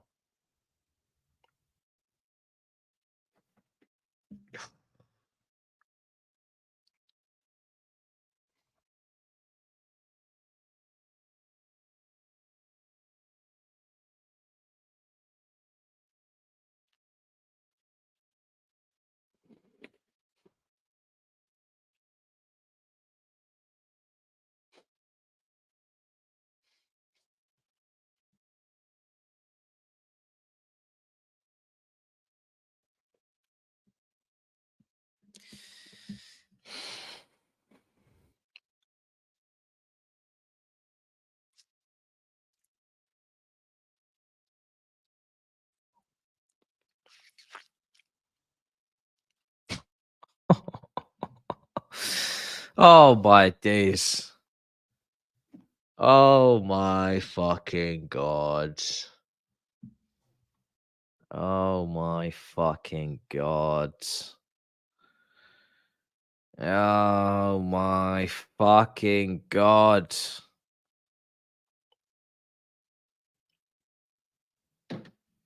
We are.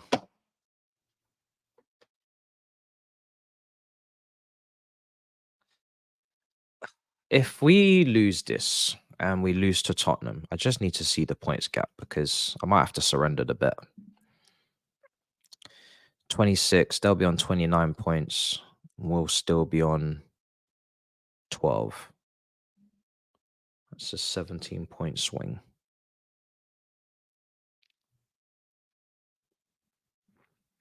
Yeah, probably not. We might have to pay Abby early. Might have to pay her money early, because this is not looking good. These men better score, because otherwise I'm out of 50 quid.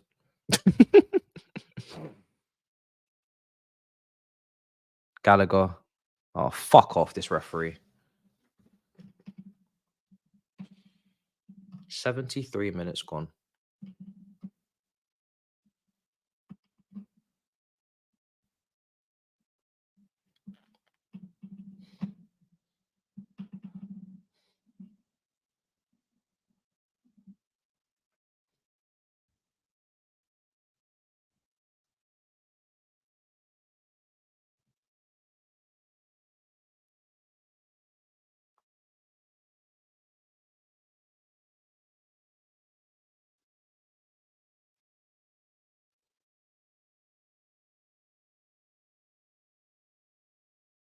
If these men score again, I'm genuinely gonna oh.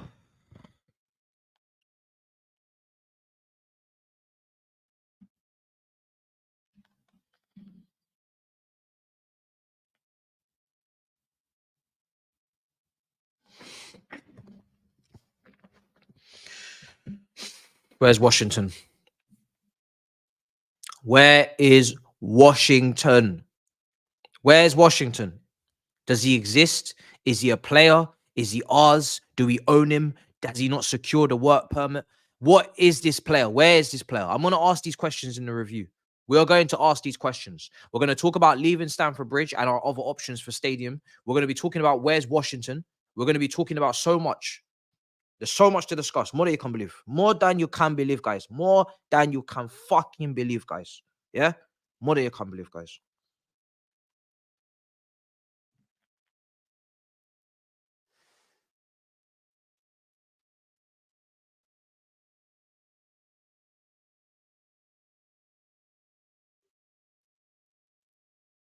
Palmer.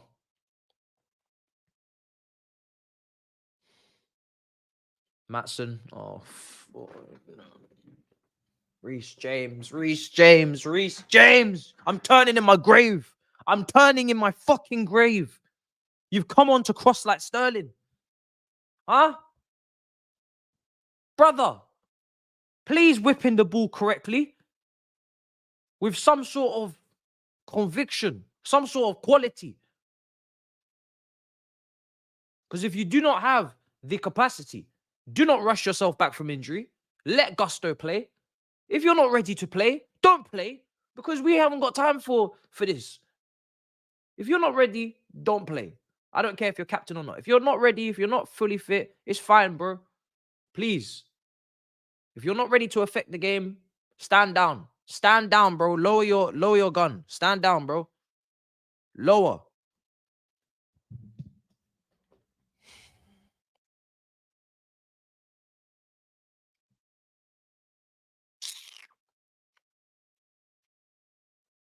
Yeah, he's not fully fit, bruv.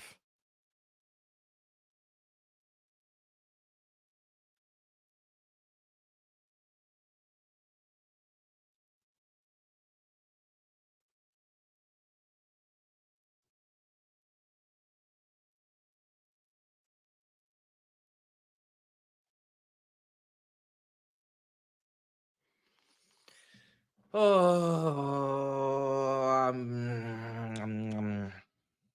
you know, we have to do what Man United did, which was we have to get 2 late goals, 2 jammy goals.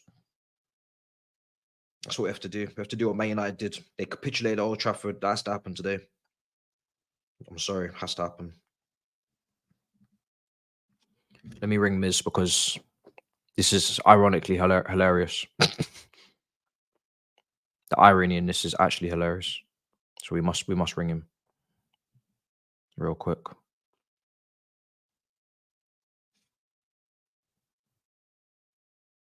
Oh no, indeed. Yeah.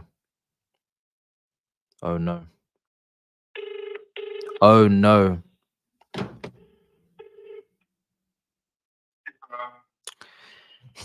I'm not even sure what I am anymore, bro. Bro, I'm not even sure. you came back from your son's birthday in such a buoyant, joyful mood. And everybody was like, yo, calma, bro. You didn't watch the end of that Arsenal game. You shouldn't be so happy, right? And we said on all bro, no, it's not your fault. But we said on All You Can Eat Chelsea, we said the old Miz will be returning.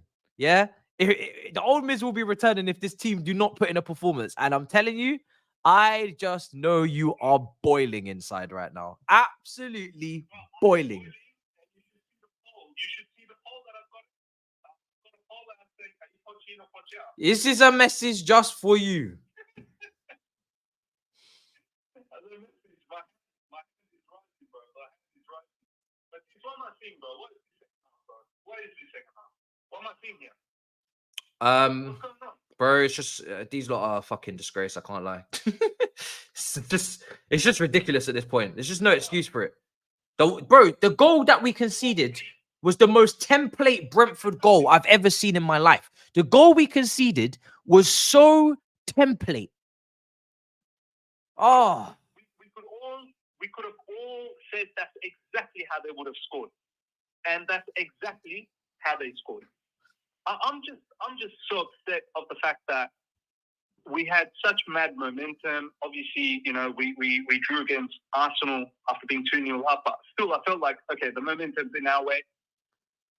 But for me, all week I've been saying, we don't get 3 points here, bro. It's a massive backward step for me, man. Bro, big backward step, bro. Bro, why has it taken so long for him to bring on Washington? Why is he only coming on now with 10 minutes left? We have been losing for 20 minutes. We have been losing for 20 minutes. You have a striker. Jackson is playing arse. Why is Washington not on this pitch earlier? Is this man legally allowed to play for us? I'm asking the question. Has he secured his work permanent? I will be asking the questions. Is this is what we're doing right now illegal? Is it against the Premier League rules? Because I need to know why it's taken so long for this kid to come on.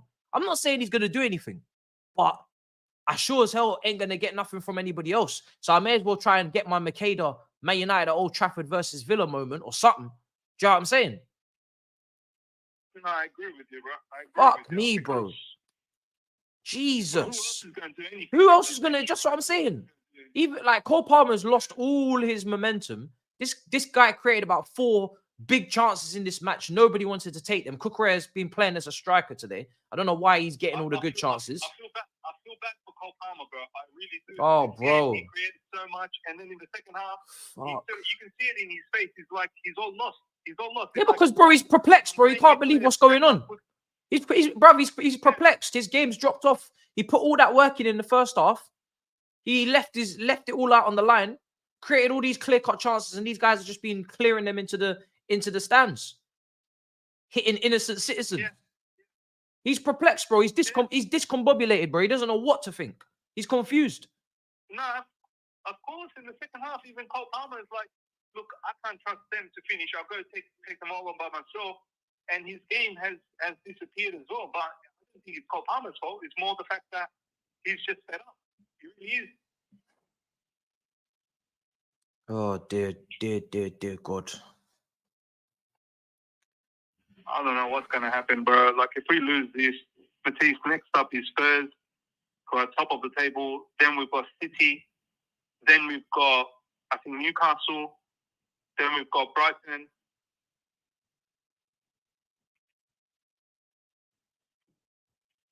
Oh, I know Enzo Fernandez had that baby. We just can't score. Bro, babies are born every day. I don't want to hear it. I feel like, I mean... Babies are born every day, bro. Man, of course. The way this guy is, he's 21 and he's got 2 babies, bro. He's probably going to have 3, 4, 5. Like, how many days off is he going to get with them babies, pop, bro? He didn't give birth. Yeah. I've got so much to say on this review, man. He didn't give birth, man. I'm telling you. And literally 19 hours ago said, I'm ready. Yeah, well, bruv, COVID is back. I don't know what's going on. I don't know. Oh my God, what happened there? Galadog. Was that a chance? I feel sick. Raheem Sterling, that was a beautiful cross. I called him the mini Jesus. People are telling me sell stocks. Oh, bro, he copped a mad knee in the head as well. By the way, Sadiq's in the watch along as well. Say hello to Sadiq, bro. Big up Sadiq, bro. You good? Oh, he's not good. That's true. He's definitely not good. But all Sadiq is doing is just having starburst, bro. I wish we had a star. All Sadiq has done this entire game, bro, is just absolutely been negative towards every player. All he's done in this game. I'm finished, brother. If you're around, we will have a therapy session. If you're around today, I'm scared for you for the big 6, bro. I really am. Bro. I feel like I need therapy session today. We might have to. I really invest. Bro, I gave everything. I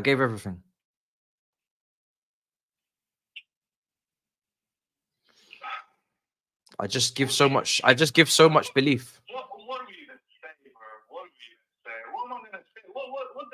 I swear the whole review's just gonna. I'm gonna be on mute. I'm just gonna be like, just watch me. I'm just not gonna say anything. I'm running jokes. The amount of times I've said this team hasn't scored yet, but I have faith in them to get the goal and they're gonna win this game. I don't know if if there's something wrong with me, or I've just put so much faith into this lot. So much, not even faith, just belief. I've just tried to push so much positive energy, bro. I've just tried to push so much belief onto them, but they just love causing me pain.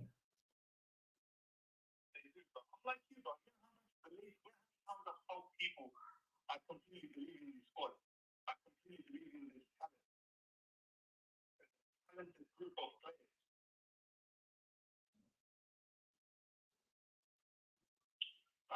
This today, like big step. We just missing every single chance. Can't score. Sterling's been awful today. No ball, Jackson, no ball, Medvedev, besides that mad Robin shot. After that, I did not see anything from Medvedev. I didn't see the commentator mention Medvedev once at all after that shot. Kukurea had 2 chances first half, but he's done nothing from that.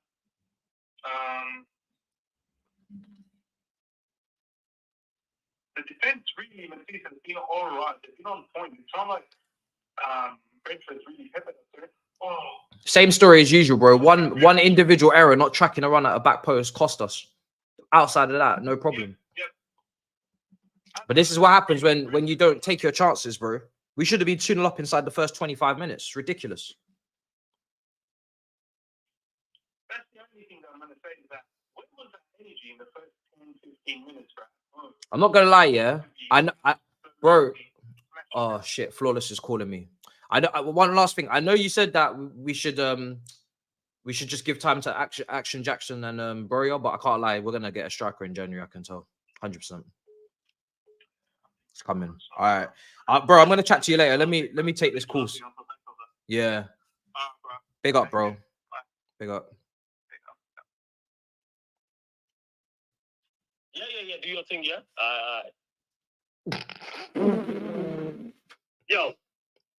Yo, Matisse, can you hear, man? Yeah.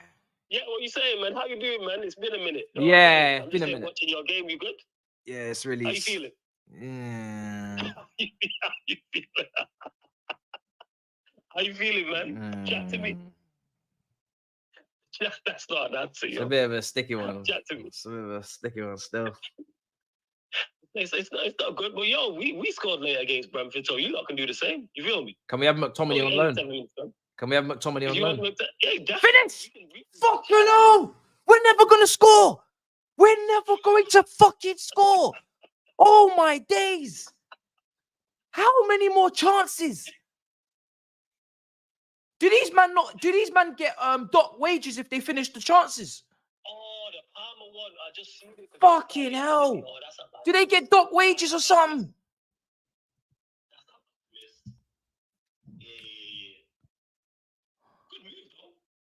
Who? Now one of our coaching staff have been sent off. I don't know where he's going, but you better come back with a striker.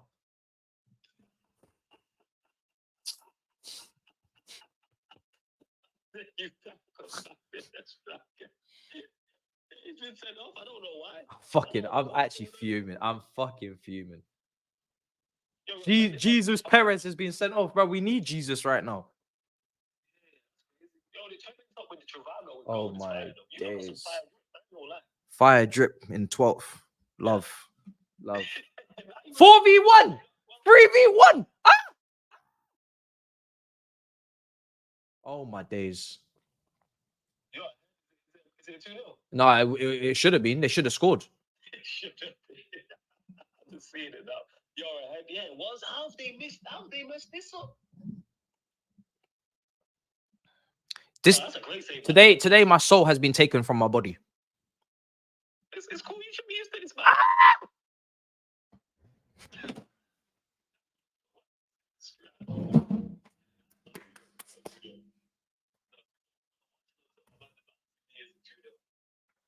Wrap this game up. I've had enough. These men are they're causing me problems.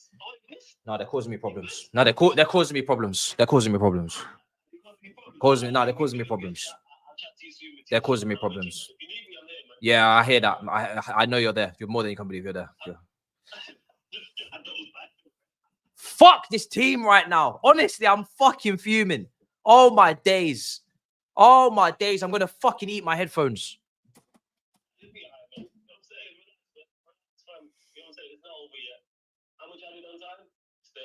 6, bruv. I wish it was free. Put me out of my misery, man. It's too much time. The guy who was set up, like you said, might come back with a strike. You never know. It's too much time added on, man. Too much. Man, 6 minutes, man. That's all you need. Trust me. I've been here before. I swear, if they score a second, I'm gone. If they score a second, I'm gone. Honestly, I'm wrapping up. I'm gone. Oh my days. Oh my. All right, brother. Oh my god. Oh my fucking god. If they score again, I'm actually gone.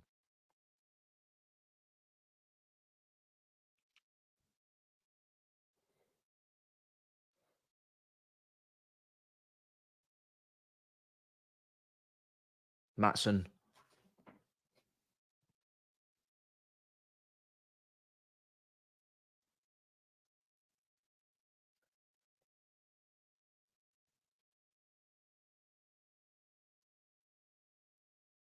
Switching it.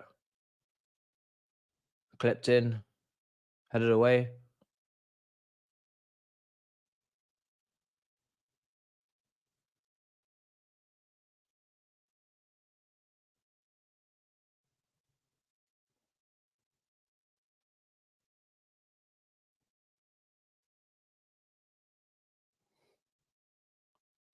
Short pass.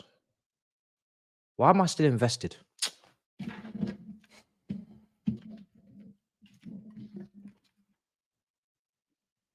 Like I don't know what's gonna happen. Fuck is wrong with me?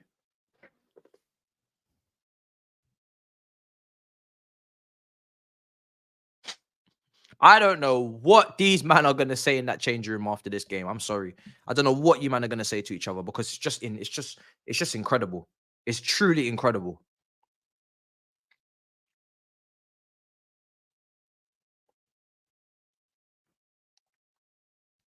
It's truly, truly, absolutely incredible.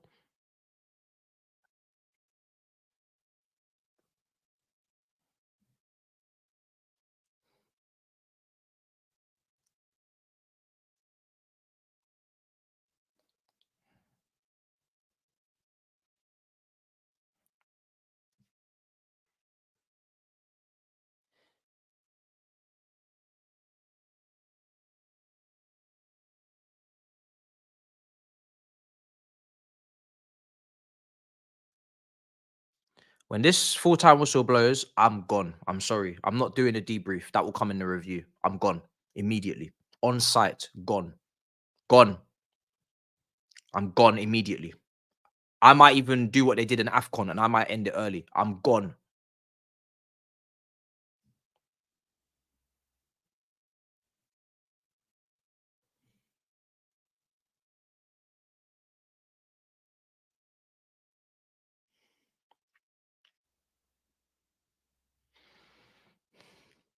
I have my button on the outro button. Legit. My hand is on the outro button. I will not stay a second longer in this game.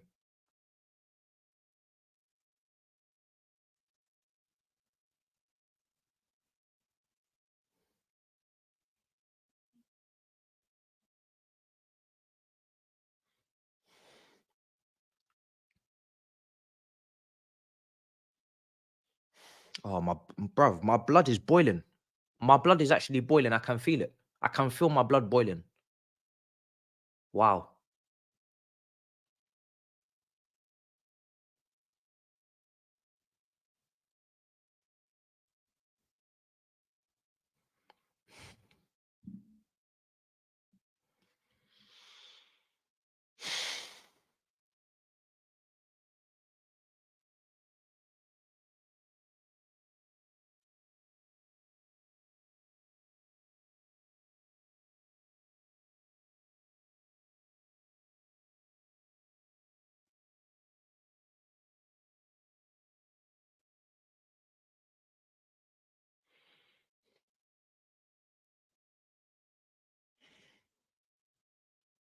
Oh my days. Sanchez is not in goal.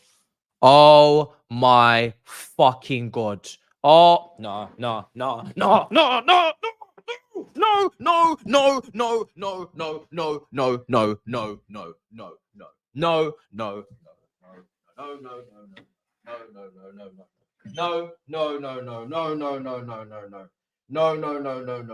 doing this. We're not fucking doing this. Yeah? We're not fucking doing this. Yeah? No, we're not doing this. No, we're not fucking doing this. Oh no. Hell no. Oh fuck no, did that just happen? Fuck no, did that just fucking happen?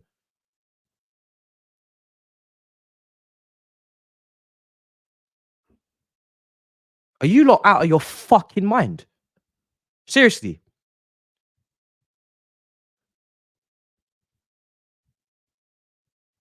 Nah.